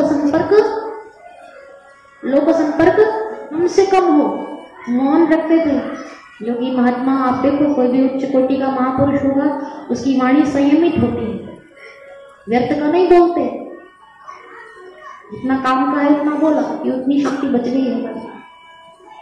ज्यादा लोगों से मेल जोल बढ़ाना, कई लोग कहते हैं ना बहुत सोशल होना अच्छी बात है, ठीक है अच्छी बात है, संसार में आपको रहना, आपका लक्ष्य अगर वो है तो बहुत अच्छी बात है। आप जितने मित्र बनाना चाहो भरपार, आपके पास कोई आपको रोकने वाला नहीं है। लेकिन आपका लक्ष्य अगर साधना में उन्नत होना है तो कम से कम लोगों से संपर्क रहे, इसका और ध्यान रखें। एक उनसे नाता हो गया तो फिर बाकी लोगों से नाता हुआ नहीं हुआ, कोई रूठ गया, कौन मना, किसको मनाना है, रिश्तेदार रूठ ना जाए, किस किस को मनाते रहेंगे और कब तक। जिनको मनाया वो भी छोड़ के जाने वाले हैं। तो महत्व बुद्धि हम किस तरफ रखते हैं, इसका हमको थोड़ा ध्यान रखना पड़ेगा। तो अपनी ऊर्जा बचाएं। दूसरी बात, साधना करने चलते हैं तो कई बार होता है कि हम लक्ष्य बनाते हैं कि आज हम इतनी माला करेंगे, या आज हम मौन रहेंगे, या हम ऐसा अनुष्ठान करेंगे। कई सारे लोग सोचते हैं कि हम त्रिकाल संध्या का हम नियम लेते हैं और नियम लेकर के फिर वो प्रयास भी करते हैं, शुरू भी करते हैं, लेकिन फिर समस्या क्या आती है, कुछ समय तक वो नियम हमारा चलता है, फिर बैटरी डिस्चार्ज होने लगती है। तो कमी कहाँ है, हमारी संकल्प शक्ति में कमी है। संकल्प शक्ति बढ़ानी हो तो उसका उपाय क्या है कि हमारा संकल्प मजबूत हो जाए। उसके लिए छोटे छोटे प्रयोग आपको करने पड़ेंगे। जैसे कोई आप देखो बॉडी बिल्डर होता है ना, तो अपनी जो मसल बनाता है तो उसके लिए क्या करता है, मांसपेशियां मजबूत करने के लिए एक दिन में नहीं हो जाते, तो क्या करता है, रोज वो पहले हल्का सामान उठाएगा, फिर थोड़ा और भारी, ऐसे करते करते धीरे धीरे उसकी खाने पीने पर ध्यान रखेगा, दौड़ लगाएगा रोज। तो सारे वो काम दिन भर में करेगा। इतने सारे आप देखो धावक हैं जो कुछ सेकंड में रिकॉर्ड, वर्ल्ड रिकॉर्ड बना लेते हैं, उनकी दिनचर्या देखो तो आप पूरे दिन भर में, वो ये नहीं कि 1 घंटा दौड़ ली, 1 घंटा वर्जिश कर ली, काम हो गया। बड़े बड़े जो भी तथाकथित लोग हैं जो अपने संसारी चीजों में भी उन्नत हुए हैं, उनको भी देखो उनका जीवन, कोई क्रिकेटर हो, चाहे कोई खिलाड़ी हो, चाहे जो भी कोई व्यक्ति हो, अगर कोई लक्ष्य बना करके उसमें सफलता पाई है तो क्या किया है, जो लक्ष्य था उस लक्ष्य के प्रति एकाग्र होकर के और पूरे दिन भर। तो कोई अगर खिलाड़ी होगा तो खान पान का भी ध्यान रखेगा कि हमको कैसा आहार लेना है कि हमारे शरीर मजबूत बने, हमारे खेल में कुछ गलत नहीं खाना है, क्या नहीं करना, क्या करना, वो पूरी सावधानी रखता है, तब जा करके वो अपने क्षेत्र में सफल होता है। तो जब साधारण जीवन के छोटी छोटी चीजों में व्यक्ति सफलता पाने के लिए इतना तत्पर होकर के दिन के केवल 1 घंटा 2 घंटा नहीं 24 घंटा वो सतर्क रहता है, तो ऐसे हमको भी सतर्क रहना पड़ेगा। तो अपनी इच्छा शक्ति को मजबूत करना तो क्या करना पड़ेगा, छोटे छोटे पहले लक्ष्य बनाए। मान लो किसी का मन नहीं लगता, कई लोग आते हैं पूछते, ये बात आज मैंने उठाई इसीलिए क्योंकि बहुत सारे लोग आते हैं, कहते हैं दीदी मन नहीं लगता, माला करने का भाव तो उठता है, हमें लगता भी ये चीज सही है, हमको मालूम भी है, अनुष्ठान करना, माला जप, साधना बढ़ाना, जीवन छूट रहा है, बिखर रहा है, समय कीमती, सब हम समझते हैं। बापूजी ने इतना हमको सत्संग सुनाया कि हमको सब ज्ञान है, इतना ज्ञान है कि मैं भी यहाँ मंच से उतर जाऊँ और आप में से किसी को बिठा दूँ तो आप भी 2 घंटा सत्संग बिना किसी बाधा के कर सकते हो। इतना बापू ने सत्संग दिया है। तो ज्ञान में किसी को कोई कमी नहीं है। मैं यहाँ बैठी हूँ इसलिए नहीं कि आप अज्ञानी हो और हम ज्ञानी है तो हम यहाँ बैठे, ऐसा कुछ भी नहीं है, वो खाली व्यवस्था की बात है। लेकिन हमको अगर जीवन में वास्तव में कुछ पाना है तो सतर्कता की जरूरत है। छोटे छोटे हमको लक्ष्य बनाने पड़ेंगे। जब मान लो किसी का मन नहीं लगता तो पहले एक दिन के लिए, खाली एक हफ्ते के लिए छोटा सा नियम बनाए कि चलो हम नहीं कर पाते ऐसे साधना, हम बड़े बड़े अनुष्ठान नहीं कर सकते, हम केवल सुबह दोपहर हम एक या 2 छोटे छोटे नियम पहले अपने जीवन में बनाए। छोटा सा कोई एक नियम पकड़ ले कि हम हफ्ते भर ये छोटा नियम पालेंगे, 7 दिन तक उसको पाल के देखो। जैसे त्रिकाल संध्या का आपने नियम लिया, आपसे नहीं होती संध्या बड़ी, आप घंटों नहीं बैठ के जब ध्यान कर सकते, कोई बात नहीं, आप केवल तीनों टाइम की संध्या में 10-10 मिनट बैठने का, सुबह दोपहर शाम हमने त्रिकाल संध्या करने को, कहीं भी हो हम 10 मिनट तो शांत होंगे। छोटा सा एक नियम पकड़ लिया हमने, या इतने 15 मिनट हम ओंकार का गुंजन करेंगे ही करेंगे। श्वास की गिनती शाम को सोने से पहले और रात को बिस्तर में सुबह उठने से पहले श्वास की गिनती करेंगे। अगर एक छोटा सा एक नियम हमने पकड़ लिया तो फिर उस पर डट जाए कि कुछ भी हो जाए, दिन हो रात हो, 12 बज जाए 1 बज जाए, कहीं व्यस्तता कितनी भी कड़क हो जाए, लेकिन एक वो जो छोटा नियम, बाकी नियम आपके, बाकी चीजें आपसे छूट जाए चलेगा। 1 भी बज जाए रात का, लेकिन आपका अगर वो नियम उस दिन पूरा नहीं हुआ तो आप पूरे सतर्क रहो कि नहीं, रात के 12, 1, 2 भी बज जाए। कई बार होता है हम जागते हैं, शादी ब्याह पार्टियों में हम कई बार रात देर रात तक जाग सकते हैं। तो आज अपनी इस नियम की सुरक्षा के लिए अगर आज हमको 10 मिनट गिरना पड़े तो हम जगेंगे। ऐसे कर करके धीरे धीरे फिर वो नियम बढ़ाए, फिर और बढ़ाए, फिर ऐसे करते करते अपने आप को हम, बचपन में थे तो 1 रोटी खाते थे, धीरे धीरे 2 रोटी 3 रोटी करते करते हमारी डाइट बढ़ी कि नहीं, बढ़ी कि नहीं, वो हमने धीरे धीरे अभ्यास करके बढ़ाया। ऐसे बापूजी ने नियम दिया था 10-11 माला, धीरे धीरे हमने उसको भी बढ़ाना। तो लगेंगे तो काम बनेगा। और साधना के प्रति हम देखो 3 प्रकार की, रामकृष्ण परमहंस जी कहते हैं 3 प्रकार की मछली होती है। एक मछली जब जाल में, एक मछुआरा जाल डालता तो मछली फंस जाती है। तो कुछ मछलियां तो होती है जाल में फंस गई तो सोचते अब फंस गए तो फंसी गए, अब क्या करें, उसको स्वीकार कर लेती है कि फंसे रहो, उसी में पड़े दम तोड़ देती है। दूसरी मछली क्या होती है, दूसरी मछली छटपटाती है, उसको बहुत पीड़ा होती है कि मैं ये जाल में कैसे फंस गई, मैं तो स्वतंत्र आजाद थी, मुक्त थी, मैं बंधन में कैसे फंसी, मुझे बंधना नहीं। तो बंधन से मुक्त होने के लिए वो दूसरी प्रकार की मछली छटपटाती है, तड़पती है और बाहर निकालने को, कूदने का प्रयास करती है।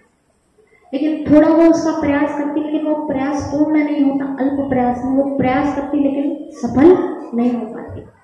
लेकिन एक तीसरी प्रकार की मछली होती है, ठाकुर रामकृष्ण परमहंस जी कहते हैं, उसकी तड़प इतनी तीव्र होती है कि उसको तो बिल्कुल बर्दाश्त ही नहीं है कि नहीं, मेरी मुक्ति, मेरी स्वतंत्रता मैं ऐसे आसानी से छोड़ने वाली नहीं, मैं कैसे बंधन में रह सकती हूँ, मुझे तो इस जाल से बाहर निकलना ही है, किसी कीमत पे भी निकलना है। तो अपने आप को, अपनी सारी ऊर्जा को, अपना सारा जो ध्यान है उसको उसी बिंदु पर केंद्रित करनी थी कि मुझे ऐसी छलांग लगानी है कि मैं यहाँ से इस जाल से पार हो जाऊं। वैसी मछली पर दम लगा करके कूदती है और इतनी तेज वो छलांग लगाती है कि वो जाल से, मछुआरा जब जाल पकड़ डालता तो उस जाल से छिटक करके बाहर फिर से मुक्त उस पानी में आ जाती है। तो जैसे ये 3 प्रकार की मछलियों की श्रेणी है, रामकृष्ण परमहंस जी कहते हैं कि साधकों में भी ऐसी 3 प्रकार की श्रेणियां हैं। कुछ लोग तो संसार में हैं जिन्होंने स्वीकार कर लिया कि बंधे हैं, पुनरपि जननम पुनरपि मरणम पुनरपि जननी जठरे शयनम, उसी माँ के गर्भ में बार बार हमको जीना मरना, उसी काल चक्र में फंसे रहना। तो कुछ लोगों ने तो वही स्वीकार कर लिया कि क्या करना मुक्ति पाके, जी तो रहे, तो उनको तो पड़ी ही नहीं, वो तो खाओ पियो मौज करो, संसार में ऐसे बाहर निकलोगे गेट के तो आपको ऐसे बहुत सारे लोग मिल जाएंगे।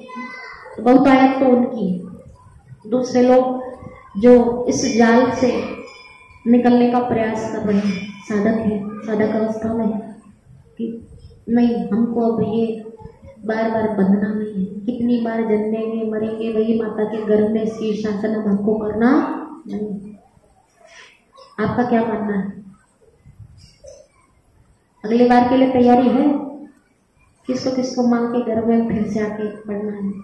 सांप, बिच्छू, बैल, छिपकली, मच्छर, कोई ना कोई योनि तो मिल ही जाएगी।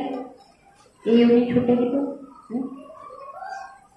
किसकी किसकी तैयारी है आने की अगले जन्म में फिर से हम गर्भ में आए? कौन कौन चाहता है मुक्त होना इसी जन्म में, माता के गर्भ में अब दोबारा फिर सफर नहीं करना?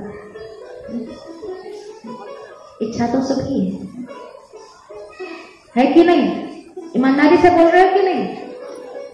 कौन बैल के पीठ पर देखो, सड़क पे निकलो तो कोई डंडा मार रहा है, कोई छिपकली कटी मरी है, कोई मच्छर मर रहा है, कोई आग में जल करके ऐसी हमें अपनी दुर्गति तो नहीं करनी ना,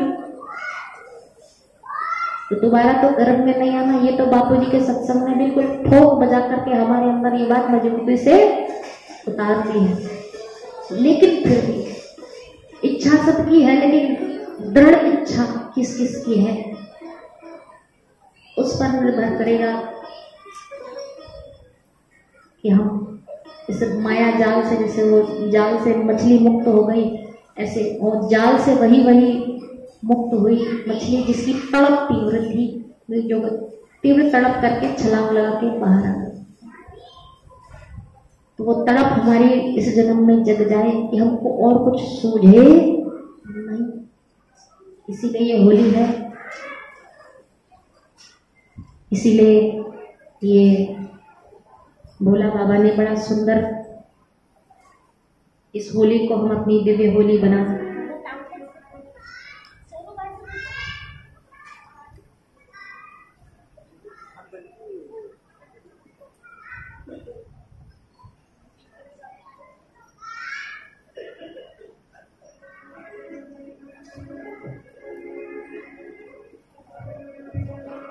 तो एक ये पाठ है,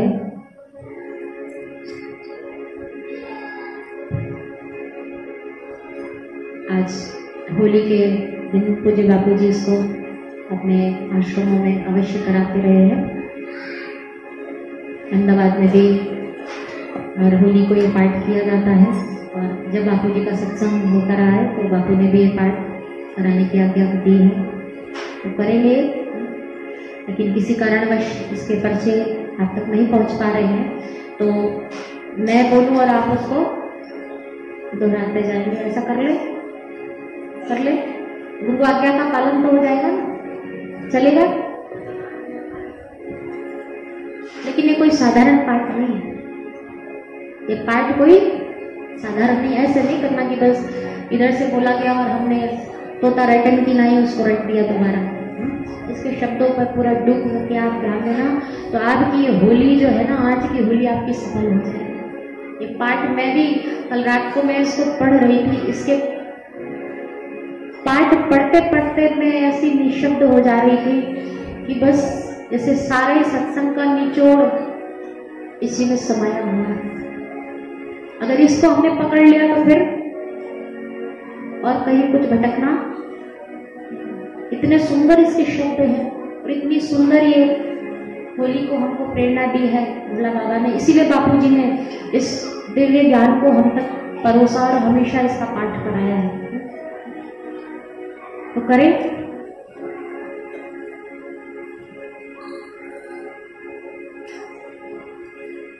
Thank you.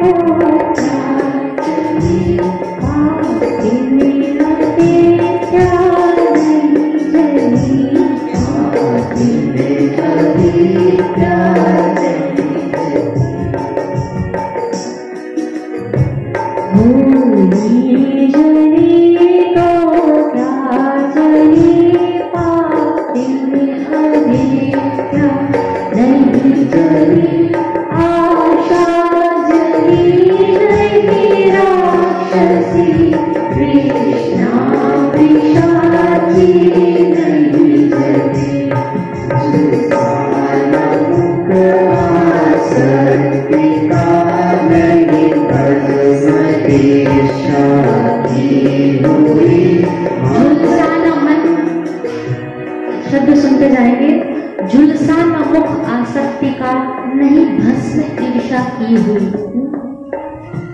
झुलसाना मुख आसक्ति का नहीं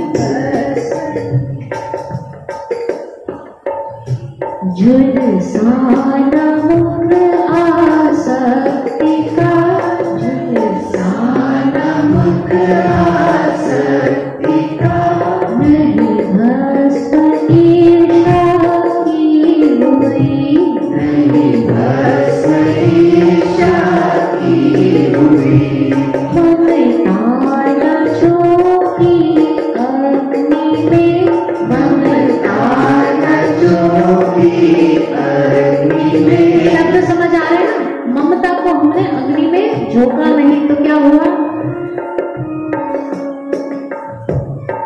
ममताया चोकी अग्नि में नहीं वासना पूरी गई नहीं वासना पूरी गई होगी अगर होती नहीं तो संत सम्मत के लिए होगी अगर होती नहीं तो संत सम्मत के लिए संतान शुभ ऋषि मुनि ने की संतान शुभ ऋषि मुनि ने की मत संत आज्ञा के लिए मत संत की आज्ञा की अवज्ञा नहीं करेंगे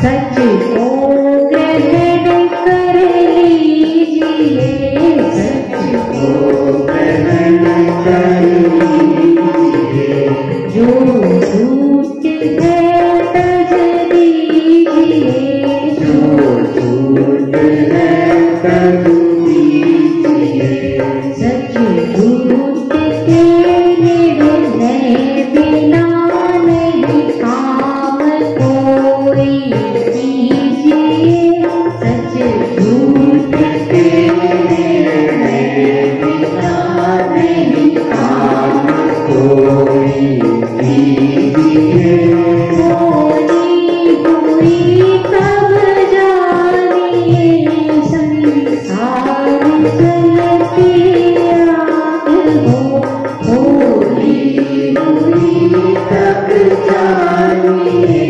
संसार चलती आग हो सारे विषय फीके लगे सारे विषय फीके लगे नहीं देश उनमें राग हो नहीं देश उनमें राग हो शांति कैसे प्राप्त दिश दिन एक यदि ध्यान हो शांति कैसे प्राप्त दिश दिन एक यदि ध्यान हो संसार दुख कैसे मिटे किस भांति से कल्याण हो संसार दुख कैसे मिटे किस भांति से कल्याण हो होली हुई तब जानिए पिचकारी सद्गुरु की लगे होली हुई तब जानिए पिचकारी सद्गुरु की लगे सब रंग कच्चे उड़ जाए एक रंग पक्के में रखे सब रंग कच्चे उड़ जाए एक रंग पक्के में रखे नहीं रंग चढ़ फिर गए थे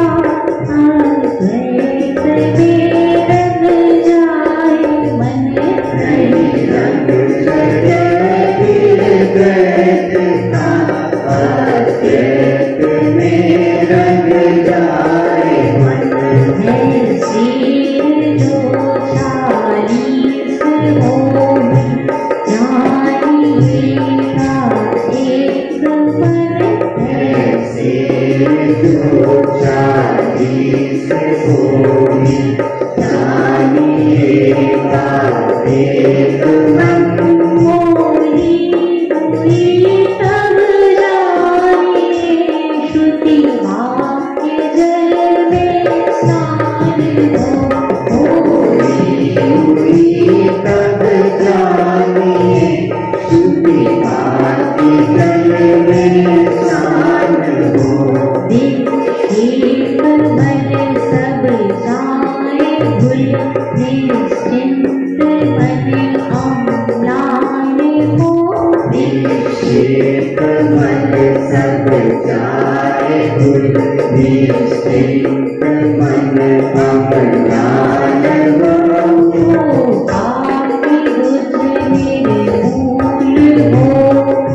स्वस्थ निर्मल शांत हो। शोकाभिभुज निर्मल हो, मति स्वस्थ निर्मल शांत हो। शीतल हृदयानंद महती आप का पूर्णांत हो। शीतल हृदय आनंद महती पाप का पूर्णांत हो। होली कोई सब जाने सब दृष्ट चलकर चारे हो। होली हुई तब जाने सब दृश्य जल कर क्षार हो। अज्ञान की भस्मी उड़े ज्ञानमय संसार हो। अज्ञान की भस्मी उड़े विज्ञानमय संसार हो। माही मोह में लवीन सब है अर्थ हो इनका नहीं। माही मोह में लीन सब अर्थ हो इनका नहीं। जीव के सो तत्व अपना सब है वही। जीव के सो तत्व अपना आप सबका है वही। भूला वही होली हरि भव भेद पूरा भय गया। भोला वही होली वही ब्रह्म भेद पूरा है गया। नहीं तू रहा नहीं मैं रहा था आप सो भी रह गया। नहीं तू रहा नहीं मैं रहा था आप सो भी रह गया। चैत होली चित्त लेकर नित्य जो नर गाएगा। होली देकर नित्य जो नर गाएगा। निश्चिंत अमर हो जाएगा नहीं गर्भ में फिर आएगा। निश्चित अमर हो जाएगा नहीं गर्भ में फिर आएगा। नहीं गर्भ में फिर आएगा। नहीं गर्भ में फिर आएगा। होली शरीर को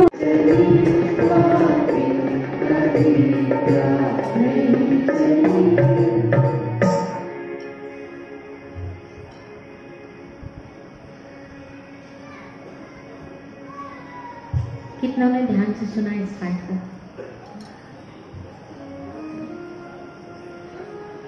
समझ आया? पत्रिकाएं नहीं पहुंची, मुझे पता है कि सब कुछ आत्मसात हो गया हो एक बार में, क्या आवश्यक नहीं है, लेकिन फिर भी एक केवल श्रवण करने से जितना आप बोल पाए, बोलने से भी कितना आपको पुण्य हुआ है, क्योंकि इसमें जितनी भी बातें हमने सुनी है वो एकदम ऐसी है जो बापू कहते हैं ना, एक चींटी की चाल की यात्रा होती है। एक मोटरसाइकिल की होती है और एक होती है जेट प्लेन की यात्रा कराने वाली। तो इसमें जितनी भी बातें हैं सब हमको कौन सी यात्रा पर ले जाने वाली है? जेट प्लेन की यात्रा, सीधे ऊंची यात्रा। इसलिए एक एक शब्द इतना सारगर्भित है कि इसको कोई पढ़े ना तो ध्यान लग जाए। तो पहली पंक्ति क्या? होली जली तो क्या जली? पापिन अविद्या नहीं जली। पहले वाक्य में सबसे महत्वपूर्ण बात क्या कही है? पापिन अविद्या को क्या कहा गया है? कि जो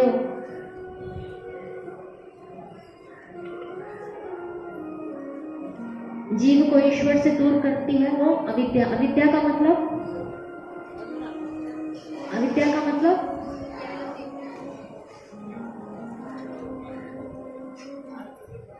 सही को गलत मानना और गलत को सही मानना, ये अविद्या है। जो नहीं है उसको सत्य मानना। आशा जली नहीं राक्षसी। आशा को क्या कहा गया है इसमें? भोला बाबा ने आशा को किसकी संज्ञा दी है? राक्षसी की। कि जो हम आशा मतलब आशा और तृष्णा, इसको हम राक्षसी और पिशाचिनी, मतलब ये इतने हमारे लिए घातक है कि ऐसे भयंकर शब्दों का प्रयोग भोला बाबा ने किया है। तो आशा क्या है? किसी से ज्यादा आशाएं बांधना कि ऐसा हो जीवन में। तृष्णा और हमको जीवन में मिले, ऐसी तृष्णा नहीं हो। ये अगर नहीं जलाया हमने आज की होली के दिन, लोगों से आशाएं बांध के रखना, अपनी तृष्णा इच्छा वासना को बढ़ाते रहने का अपना स्वभाव अगर हमने आज नहीं जलाया होली में, तो हमारी होली सफल नहीं। अपनी होली सफल करनी है तो ये करना पड़ेगा। झुलसा न मुख आसक्ति का नहीं भस्म ईर्षा की हुई। जो संसार में आसक्ति है, अगर उसको हमने इस आग में, होली की आग, होलिका दहन है कि नहीं शाम को, उस समय दहन तो बाहर का तो हम करेंगे, लेकिन जो हमारी आसक्ति है उसको अगर हमने उसमें झुलसा नहीं दिया तो फिर हमारा वो होलिका दहन उतना सार्थक नहीं होगा। नहीं भस्म ईर्षा की हुई। मन में जो दूसरों के प्रति ईर्षा का हमने कीड़ा बैठा के रखा, अगर उसको भस्म नहीं किया तो काम बनने वाला नहीं। ममता ना झोंकी अग्नि में। संसार में ममता जो है, वासना नहीं फूकी तो होली फूकने का लाभ नहीं। होली अगर हो खेलनी तो संत सम्मत खेलिए। अगर वास्तविक होली मनानी है, पूर्णता से होली का पूरा लाभ लेना है, तो किसके साथ खेलो? गजब है सत्पुरुषों का संग, बदल देते हैं जीवन का रंग। बदला है कि नहीं? यहाँ जितने बैठे हो बदला है कि नहीं? बापूजी के शरण में आके जीवन बदला कि नहीं? अभी तो समय पूरा हो रहा है, नहीं तभी मैं अगर किसी को माइक पकड़ा दूं तो यहाँ तो लाइन लग जाएगी। हाँ, तो संत सम्मत होली खेली और कैसी है? और संत क्या है? संतान शुभ ऋषि मुनि की मत संत आज्ञा पे लिए, यानी संतों की आज्ञा का उल्लंघन भूल के भी नहीं करना चाहिए। क्योंकि संत क्या है? संत क्या है? कोई आज्ञा करते, कोई दूसरा हमको कोई सुझाव देगा, कोई बात कहेगा तो कैसे देगा? अपने इस अल्पमति गति के द्वारा देगा। कितना विद्वान से विद्वान, बुद्धिमान से बुद्धिमान दुनिया का कोई भी व्यक्ति अगर हमको कोई राय, कोई बात कहेगा तो एक सीमित मति गति से देगा। लेकिन संत जब हमको कोई आज्ञा, कोई सुझाव, कोई बात, कोई मार्गदर्शन देते हैं तो क्या करते हैं? अब मान लीजिए यहाँ से कोई चीटी चलती है और चलते चलते उस कोने तक पहुंचती है, तो यहाँ चीटी खड़ी है तो ये उसका भूतकाल है, बीच में आई तो उसका वर्तमान, आगे जाने वाली है तो उसका भविष्य होगा। तीन अवस्थाएं हैं क्या? चीटी के लिए तीन अलग अलग चीजें हैं। लेकिन कोई व्यक्ति ऊंचाई से बैठ करके अगर उसको निहार रहा है तो यहाँ से बैठे बैठे वो स्थिति भी देख सकता है, बीच वाली भी देख सकता है, वहां पहुंचेगी। उधर की कोने की स्थिति भी हमको दिख रही है, बीच की स्थिति भी दिख रही है और वहां भी एक साथ तीनों को देख सकता है कि नहीं? तीनों कोने एक साथ दिख रहे हैं कि नहीं? ऊंचे से बैठे हैं। लेकिन चीटी के लिए जब वो वहां पहुंचेगी तो वो कोना दिखेगा, बीच में जाएगी तो वो दिखेगा और आगे जाएगी तो वो दिखेगा, क्योंकि उसकी दृष्टि क्या है? संकुचित, सीमित है। लेकिन कोई ऊंचाई पर बैठा हो तो उसकी स्थिति क्या है? उसकी दृष्टि क्या है? व्यापक। वो तीनों को एक साथ देख सकते हैं। इसलिए संत और सदगुरु भूत को, भविष्य को, वर्तमान को एक साथ देखते हैं। जो पूर्व काल में घटनाएं घट गई, जो अभी घटना हो रही है और जो भविष्य में होगी, उनकी आंखों के सामने तीनों एक साथ दिखता है। जो आजकल विदेशों में साइंटिस्ट रिसर्च कर रहे हैं टाइम मशीन की, कि टाइम मशीन हम बना लेंगे और वो गैजेट पहनेंगे और हम अभी इधर चले जाएंगे, इधर चले जाएंगे, इधर चले जाएंगे। वास्तव में इससे बड़ी कोई मूर्खता की बात ही नहीं। संत, किसी संत से पूछो तो संत कहेगा बिल्कुल बेईमानी और हंस के मजाक करके टाल देगा। ऐसा ही टालेगा जैसे दादा गुरुदेव ने कहा था कि चंद्रमा पर कभी होटल बनने वाला, क्योंकि ये तीनों अलग अलग होता ही नहीं। अगर तीनों में पहुंचना है तो संत की जगह जाके बैठना पड़ता है। वो सूक्ष्मता चाहिए होती है, वो दृष्टि, वो व्यापकता चाहिए होती, तब हम वो त्रिकालदर्शी स्थिति में पहुंच सकते हैं और तीनों में हमारी पहुंच हो सकती है। तो संत के, इसीलिए कहते हैं उनकी आज्ञा नहीं करनी चाहिए। उनकी आज्ञा हमने उल्लंघन किया तो फिर, मुंबई में मैं गई थी तो एक भाई मिले थे, तो उन्होंने मुझे बताया कि मुंबई के किसी परिवार का अनुभव कि एक वहाँ पर एक ऐसे साधक थे जो जिनके नीचे 55 सीए काम करते थे। कितने सीए? 55 सीए काम करते थे। इतना उनका, पहले तो उनकी स्थिति ऐसी बिल्कुल दयनीय थी कि खाने पीने के लाले थे। फिर किसी ने ऋषि प्रसाद जी बापू जी से जोड़ा, फिर बापू से जुड़े तो फिर धीरे धीरे उन्नति हुई और फिर इतनी उनको तरक्की मिली। तो वो सब विस्तार में नहीं जा रही हूँ, लेकिन कुल मिलाकर के उनकी धीरे धीरे करके बापू जी की कृपा से ऐसी अवस्था हो गई। फिर इतनी व्यस्तता बढ़ी कि बापू जी के सत्संग में नहीं आ पाते थे और सेवा वो खूब करते थे। तो एक बार बापू जी के पास गए, बापू जी ने कहा भाई, अब बापू को तो सब दिखता है, तो बापू बोले भाई एक बात का ध्यान रखना, जो भी बापू को बोलना था सब बातें बोले। आखिरी में बापू जी ने कहा कि एक सावधानी रखना कि 6 महीने तक अपने परिवार, पूरे परिवार के साथ यात्रा पर नहीं जाना। कितने महीने तक? 6 महीने तक सपरिवार यात्रा नहीं करना। उन्होंने आज्ञा मानी, वापस आए मुंबई और फिर पालन करना प्रारंभ किया। 1 महीने, 2 महीने, 3 महीने उन्होंने बापूजी की इस बात को ध्यान रखा। फिर कुछ उनके परिवार में कुछ ऐसा हुआ कि उनको मुंबई से नासिक जाना पड़ा, किसी आवश्यक कारणों से मुंबई से नासिक जाने का की स्थिति बनी। और उस समय उन्होंने फिर उस परिस्थिति को ज्यादा महत्व दिया, गुरु के बताए हुए उन वचनों को उतना गंभीरता से नहीं लिया। परिणाम क्या हुआ?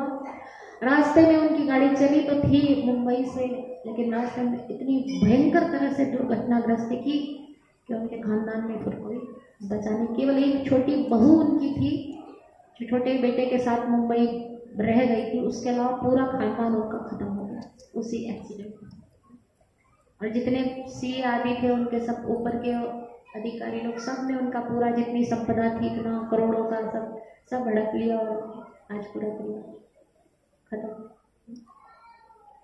गुरु को पहले से दिख रहा था, जो होनी होती है गुरु जी पहले से देख लेते। इसीलिए कहते हैं भूल करके भी, भले हमारी मति गति में समझ आए नहीं आए, हमको अनुकूल पड़े नहीं पड़े, गुरु हमको देखते ही उनका पूरा स्कैनिंग हो जाती है, पूरे एक्सरे मशीन है उनकी दृष्टि। वो जो हमारे लिए बता दे, भूल करके भी कभी अवज्ञा करना तो दूर, करने की कभी सोचनी भी नहीं। जीवन को उन्नत करना है तो राजमार्ग है जीवन को सफल बनाने का। इसीलिए मत संत आज्ञा पे लिए, सच को ग्रहण कर लीजिए, जो झूठ हो तज दीजिए। सच झूठ के निर्णय बिना नहीं काम कोई कीजिए। सत्य को पाना है तो जीवन में सत्य की प्रधानता होनी चाहिए। झूठ कपट करेंगे तो परमात्मा से दूर हो जाएंगे। होली हुई तब जानिए संसार जलती आग हो। जब हमको संसार ऐसा लगे कि ये जलती आग है, संसार हमको खाने को दौड़े, संसार में रस बुद्धि खत्म हो जाए, क्या धरा है संसार में? ठोक बजा के देख लो संसार, किस चीज में सुख है आप देखो, गहराई से खोज करके देखो। अपने जीवन में अभी बचपन से लेकर आज तक हमने जो काम किया, कहीं कोई सार है? कुछ करना नहीं। आज तक जो किया वो कुछ टिकने वाला है या कुछ उसमें हमको मिला, कुछ हमने हासिल किया? जो आगे 10-20 साल और भी जो जिएंगे उसमें जो कुछ भी हम क्या हासिल करेंगे। तो वो जब हमको आग लगने लगे तब समझ लेना कि विवेक जगह है। सारे विषय फीके लगे, जो विषय विकार है। साधारण आदमी को तो होता है कि पकवान आया, बहुत कोई आया तो हमको उस पर टूट पड़ता है। आप तो कहते हैं ना, समझदार मक्खी वो नहीं होती जो बीच में कूद पड़े, किनारे से रस का पान कर ले। तो वो शांति के बताया जाता था कि आपको जीवन में जो बनना है ना, आप आंखें बंद करो, आंखें बंद करके डॉक्टर बनना, इंजीनियर बनना, कलेक्टर बनना, जो आपको बनना है, आंखें बंद करो, आंखें बंद करके आंखों के सामने वो धारणा करो कि आपको अगर मान लो डॉक्टर बनना है तो हमारा बहुत सुंदर हॉस्पिटल बन गया है और मैं बहुत एक सफल डॉक्टर के तौर पर हम सेवा कर रहे हैं। वो छवि पूरी बना करके दृढ़ता से बार बार, फिर हमको कहा जाता था कि बार बार अब ये जो आपने छवि बनाई इसको अपनी आंखों से हटने नहीं दे, उठते बैठते खाते पीते सोते दिन भर आपको ये बारंबार मन में चिंतन करना है। और जो आप दृढ़ता से बार बार सोचते रहोगे, करते सोचते सोचते सोचते वो गहराई में उतरेगा और वो प्रकट हो जाएगी, वो घटना घट जाएगी। तो अब चेतन मन में वो बात गहरी उतरेगी और अब चेतन मन की शक्ति से, आत्मिक शक्ति से वो काम पूरा हो जाएगा। तो इसी को कहते हैं धारणा की शक्ति। आज के जो लौकिक चीजों के लिए भी लोग इस चीज का इस्तेमाल कर रहे हैं, तो हम अपने पारमार्थिक लाभ के लिए क्यों नहीं करें। बापूजी को बाहर हम लाना चाहते हैं, मैं तो बार बार निवेदन करती हूँ, तो जहाँ भी जाती हूँ बार बार मैं ये कहती हूँ, हम महासंकल्प करते हैं। मैं तो सबसे हाथ आप लोगों के आगे भी हाथ जोड़ के बोलती हूँ, हमको बापूजी को बाहर लाना है ना, तो एक छोटा सा प्रयोग हम अवश्य करें। मैं कराती भी हूँ, लेकिन आज समय नहीं, अभी नहीं करा पाऊंगी। लेकिन जब भी बापूजी को हमारा लक्ष्य क्या है, बापूजी हमारे बीच है। हम बापूजी को जोधपुर जैन मंदिर के अंदर देखना नहीं चाहते। हम कहाँ देखना चाहते हैं अपने बापू को? चाहते हो कि नहीं? कितने लोग चाहते हैं बापू यहाँ बैठे हो? अभी बापू यहाँ बैठे हो, कितने लोगों का मन हो रहा है कि नहीं? इच्छा है ना? तो जो हमारा लक्ष्य है, जो हमारा संकल्प है, उसकी धारणा अपनी आंखों के सामने करें और बारंबार उसको दोहराएं। महासंकल्प के बाद या समय आप जो भी हो मन में ये भावना आप करो कि जोधपुर जैन मंदिर के किवाड़ खोल रहे हैं, बापूजी बाहर आ रहे हैं, गाड़ी में बैठ रहे हैं, बाहर कैसे निकल रहे हैं। करोड़ों साधक आज बापूजी के दर्शन के लिए लाइव होंगे कि नहीं? जिस दिन बापू बाहर आएंगे, हम तो जहाँ जाते हाथ उठवाते सब साधक कहते हैं हाँ हम जाएंगे बापू को दर्शन। जाओगे कि नहीं आप लोग? ऐसी भीड़ की तिल गिरने की भी जगह नहीं, जय जयकार हो रही, बापू की गाड़ी बाहर, फिर कैसे कैसे बापू है। और वो अपने ललित भाई कहते ना, आज वो बापूजी से मिल गए तो बापूजी को उन्होंने बताया, बापूजी अब वो फलानी एयरलाइंस की अब फ्लाइट चल पड़ी है। कहाँ से? जोधपुर से अहमदाबाद। तो बापू बोले कि मैं उसी फ्लाइट से, उसी एयरलाइंस की फ्लाइट से मैं जाऊँगा। तो बापू ने ये बोल भी दिया है। तो हम वही धारणा करें कि बापू वो बैठे हैं वो प्लेन में और वहाँ से बैठ करके अहमदाबाद पहुँचते हैं। भीड़, कोई जगह ही नहीं बची है एयरपोर्ट पर, सब फूल हार लेके, सब प्रसाद लेके, आंखों में आंसू भर के सब बैठे। एक आंखों में तो खुशी के आंसू और एक आंख शिकायत कर रही थी। बापू हर बार कह के जाते थे जल्दी आओ, इस बार आपने बड़ी देर लगा दी। आंखें भरी है और बापू का प्रसाद ऐसे बरस रहा, नेत्रों से भी बरस रहा है, हाथों से भी बरस रहा है। इस सब की वो शिकायतें बापू एक पल में मीठी निगाह से दूर करते हुए सबको दर्शन देते। बापू अहमदाबाद पहुंचते हैं, दिवाली पर जैसे दिए और अयोध्या नगरी को सजाया था पूरे राम भक्तों ने, ऐसे ही बापू के प्यारों ने आज अहमदाबाद आश्रम को सजा रखा है। गुरुकुल के बच्चे खड़े हैं, शंख लेकर के शंख गूंज रहे हैं। बापू अंदर प्रवेश करते हैं और क्या हालत है लोगों की, कैसा वो दृश्य है, एक ऐतिहासिक घटना, वो पल जो सब सोच रहे थम जाए। बस बापू प्रवेश कर रहे हैं, ये जो खुशी है वो किसी के हृदय में संभल नहीं। जय जयकार से पूरा आश्रम गूंज रहा है। बापू व्यासपीठ पर पहुंचते हैं, वो व्यासपीठ पे धन्य धन्य रो पड़ते हैं कि बापू कितने दिन बाद आपने हमको धन्य किया है।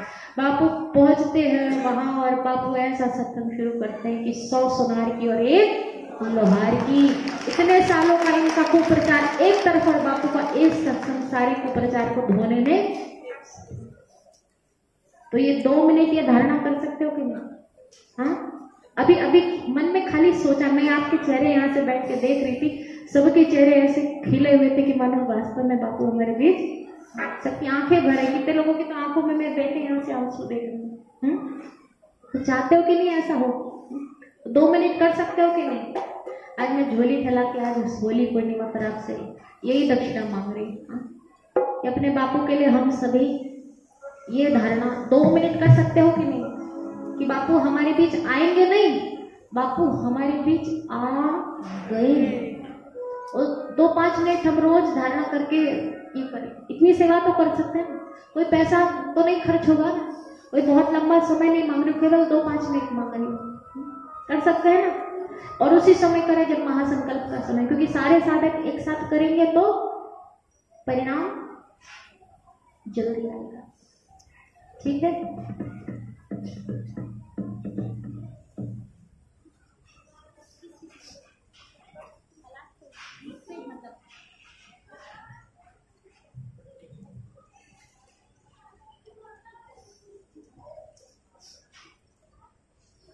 तो होली हुई तब जानिए पिचकारी सदगुरु की लगे, सब रंग कच्चे जाए और एक रंग पक्के में रंगे, नहीं रंग चढ़े फिर द्वैत का अद्वैत का, अद्वैत में रंग जाए मन। ये भेद बुद्धि तेरा मेरा की ये सब, ये शरीर होना है, ये भावना भी, ये कल्पना जो हमारे अंदर बैठ गई है, संस्कार, ये निवृत्त हो जाए। वासुदेवम सर्वम इति का वो जो सूत्र है वो हमारे अंतस में घर कर जाए। है शेर जो 40 वो ही जानिएगा एक मन। अब ये थोड़ी पंक्तियां थोड़ी कृष्ण लगती है, इसका अर्थ यह है कि है शेर जो 40, जो मन इतना शेर भर बड़ा हमको दिखता है, 40 दिशाओं में भटका हुआ, वो वास्तव में क्या है? एक मन। हमको कैसी अवस्था लानी है? वो बिखरे हुए को, जैसे हम सिनेमा में जाते हैं, कोई फिल्म चलती है थिएटर में, तो पर्दे पर एक एक सेकेंड में दृश्य बदलते हैं, लेकिन हर पल कुछ ना कुछ नया दृश्य, शुरू से आखिरी तक देखो तो न जाने हजारों लाखों दृश्य उस पर्दे पर, सिनेमा के थिएटर के पर्दे पर आते आते आते, तो दृश्य तो हजारों लाखों पर्दे पर चल जाते हैं, लेकिन पर्दा क्या है? एक है। ऐसे ही मन में विचार तमाम आते जाते हैं, लेकिन वास्तव में ये मन क्या है? एक है। उस शेर भर जो हमें दिखता है कि बहुत बड़ा जगत है, बहुत सब कुछ है, वो सब एक ही है, इसमें हमारा मन टिक जाए, ये बोला बाबा बता रहे हैं। बाकी होली हुई तब जानिए श्रुति वाक्य जल में स्नान हो। बाहर से स्नान करता है, लेकिन श्रुति जो साक्षात ब्रह्मवाणी है, ईश्वर की वाणी है, जिसको श्रवण करके हम तक पहुंची है, श्रुति उसी को कहते हैं। तो श्रुति की जो वाक्य है, जो यानी जो सत्संग गंगा है, जो बापू जी की जो वाणी है, हमारे लिए तो श्रुति क्या है? हमारे लिए तो मुख्य सत्संग बापू ही हमारे लिए ब्रह्म है, और उनकी जो वाणी है वो ही। तो उस गंगा में, उस जल में स्नान हो। विक्षेप मल सब जाए धुल, नित्य हम बापू की सत्संग गंगा में गोता लगाते रहे, और विक्षेप मल सब जाए धुल। और तो गंगा में गोता लगाने का फल क्या होगा? बापू जी का सत्संग केवल श्रवण नहीं करना, सुनते तो बहुत है, उसका मनन करना है और अपने दिव्यास है। थोड़ी देर सुनने के बाद 5 मिनट क्या सुना उसको अंदर गहरे आप, हम ये नहीं कहते आप घंटों भर सत्संग सुनो, 5 मिनट की सुनो, लेकिन 5 मिनट में क्या सुना रोज उसको अपने अंदर गहरा उतारे, जिससे वो हमारे आचरण में आए। नहीं तो सत्संग तो न जाने कितने सालों से, 20-20 सालों से हम सुन रहे हैं, इधर से सुनो, इधर से निकालो, सुनो निकालो, हाँ, लेकिन मनन नहीं करते, यही भूल करते हैं। तो विक्षेप मल सब जाए धुल, निश्चिंत मन अम्लान हो। मन बिल्कुल निश्चिंत होकर के मलिन अम्लान हो, मलिन न हो। शोक आत्मी बुझ निर्मूल हो, मति स्वस्थ निर्मल शांत हो। शोक की जो अग्नि है, क्योंकि दिन संसार में हाय है जो है, उससे शोक दुख शोक जो है वो निर्मूल हो, मति स्वस्थ निर्मल शांत हो। मति कैसी हो? 3 चीजें मति में बताइए, स्वस्थ, निर्मल और शांत। हमारी मति कैसी होनी चाहिए? स्वस्थ। यानी बापू जी क्या बताते हैं स्वस्थ काल में? बापू जी ने हमको क्या सिखाया है? स्वस्थ काल। हमारी मति स्वस्थ है, यानी अपने आप में स्थित है। जो हम वास्तव में हैं, अपने आत्म रूप में हमारी मति क्या हो, स्थित हो, तो उसको क्या कहेंगे, स्वस्थ है। तो मति स्वस्थ निर्मल, झूठ कपट नहीं हो, बिल्कुल साफ निर्मल हो, शांत हो, यानी विचारों की जो झंझावात है उससे शांत। जैसे सरोवर होता है ना, कंकड़ मारो तो उद्विग्न हो जाता, नहीं तो शांत। तो उस अवस्था में हो। शीतल हृदय आनंदमय, तिहु पाप का पूर्णांत हो, यानी हृदय हमारा कैसा हो, शीतल हो, ठंडक हो, आनंद से भरा हुआ हो, तिहु पाप का पूर्णांत हो, पापों का, और उसमें से हृदय में से पाप के पूर्ण तरह से अंत हो जाए। पूर्णांत हो यानी मन से, पूरे हृदय से हमारे पापों का अंत हो जाए। होली हुई तब जानिए सब दृश्य जलकर क्षार हो। ये जो दृश्य हमको दिख रहा है, अभी बताया ना, सिनेमा में, थिएटर में हम जाते हैं तो हमारी दृष्टि किस पे होती है, दृश्य पर। फिल्म जो हम देखते हैं, जो सिनेमा चल रहा है, तो दो दृष्टियां हैं। अगर हम सिनेमा थिएटर हॉल के अंदर बैठे हैं तो दो तरीके से उस सिनेमा को हम देख सकते हैं। एक सिनेमा को देखने का तरीका क्या है कि या तो जो कोई नाटक चल रहा है तो उस नाटक के पात्रों में हम डूब जाए, खो जाए, और उसके हंसने में हम हंसे, रोने में रोए और उसी में डूब जाए। एक वो तरीका है सिनेमा को देखने का। एक दूसरा तरीका क्या है, ये तो एक पर्दा है, एक पट्टी है, उस पर रोशनी आ रही है और ये दृश्य भाग रहे हैं, तो देखिए तो हम उस दृश्यों को, लेकिन सत्य बुद्धि करके नहीं देखा। और एक को कोई पिक्चर चल रही है और उस पिक्चर को कोई सही मान रहा है कि जो सामने जो पात्र है वो जो कुछ भी कर रहे हैं वो सही है, वास्तव में हो रहा है, ऐसा कोई माने तो उसको आप क्या कहोगे। कुछ लोग होते हैं ना, सिनेमा के दृश्य को देख के रोने लगते हैं। कोई घटना ऐसी में कई लोग होते इतना ज्यादा उससे तादाद में स्थापित कर लेते हैं कि कुछ घटना सिनेमा में हुई, पता है वो फर्जी है, वो स्क्रीन है, उस पर खाली रोशनी पड़ रही है और वो हमको आकार दिख रहा है, झूठा है सब, वास्तव में ऐसा कुछ घटित हुआ नहीं। लेकिन कुछ लोग इतना तादाद में कर रहे थे कि उसमें रोने हंसने लग जाते हैं। तो कौन सा तरीका सही है सिनेमा को देखने का? एक मनोरंजन के तौर पे दूर से खाली बस देख लिया और समझ रखी अंदर ये तो केवल पट्टी है, वो तरीका सही है कि हंसने के साथ हंसने लगे, रोने के साथ रोना शुरू कर दिया? कौन सा तरीका सही है? अपनी समझदारी को पकड़ के रखते हुए देखा तो कि वो केवल पट्टी है। तो सब दृश्य जलकर क्षार हो, यानी जो दृश्य हमको इस समय भी, जैसे वो सिनेमा का पर्दा चलता है, वो दृश्य वास्तव में सत्य नहीं है, ये बात होती है। ऐसे ये संसार में जो पट्टी चल रही है ये बिल्कुल सिनेमा की पट्टी की तरह है।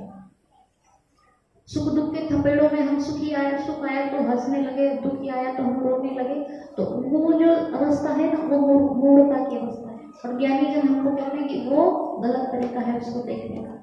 तो वो दृश्य को जला के हम क्षार करते हैं कि ये जो दृश्य दिख रहा है वास्तव में सत्य बुद्धि नहीं है, उसमें रखें। तो ये सब ईश्वर का ही रूप है, उस रूप में संसार को देखें, ये सही तरीका है संसार को देखने का। अज्ञान की भस्मी उड़े, विज्ञान में संसार हो, यानी अज्ञान की भस्म उड़ जाए, उसको हम जला के आज भस्म बना के ये होली के दिन हम उड़ा डालेंगे। विज्ञान में संसार हो, विज्ञान किसको कहते हैं? कोई चीज को जानना, उसको हम कहते हैं ज्ञान।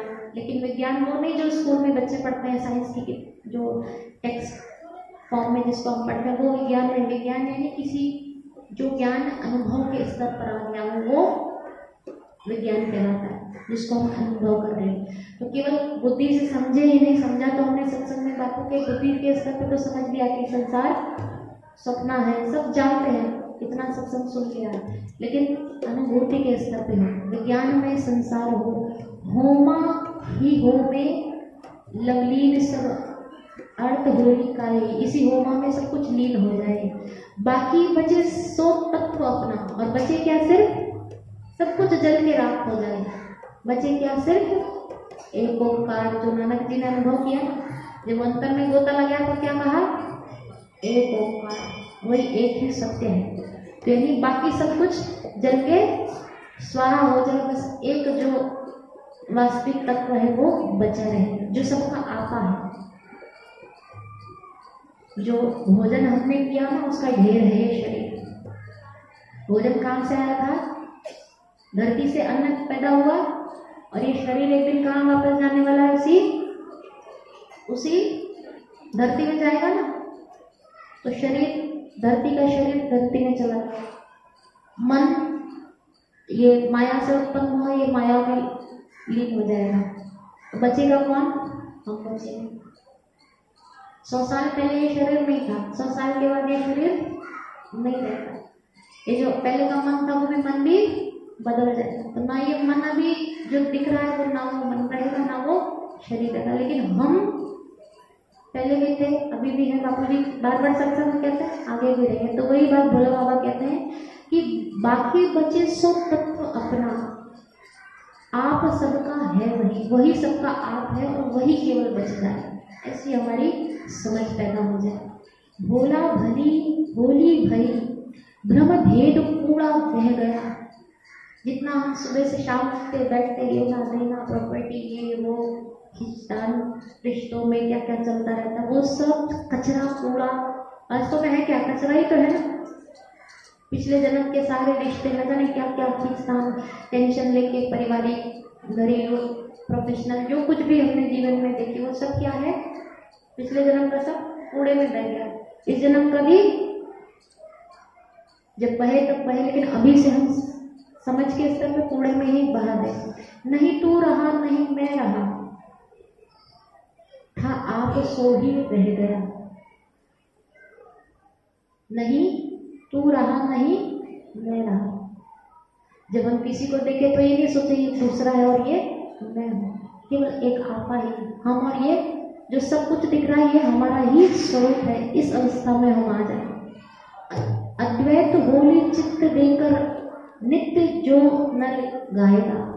ये जो अभी चर्चा हमने अभी 5-10 मिनट में 20 मिनट में की, ये चर्चा में को जो नर गाएगा, ये अद्वैत होली की चर्चा जो भी नर गाएगा, भोला बाबा कहते हैं निश्चिंत है, ये बात बिल्कुल पक्की है कि वो नर क्या हो जाएगा? अमर हो जाएगा, और फिर गर्भ में दोबारा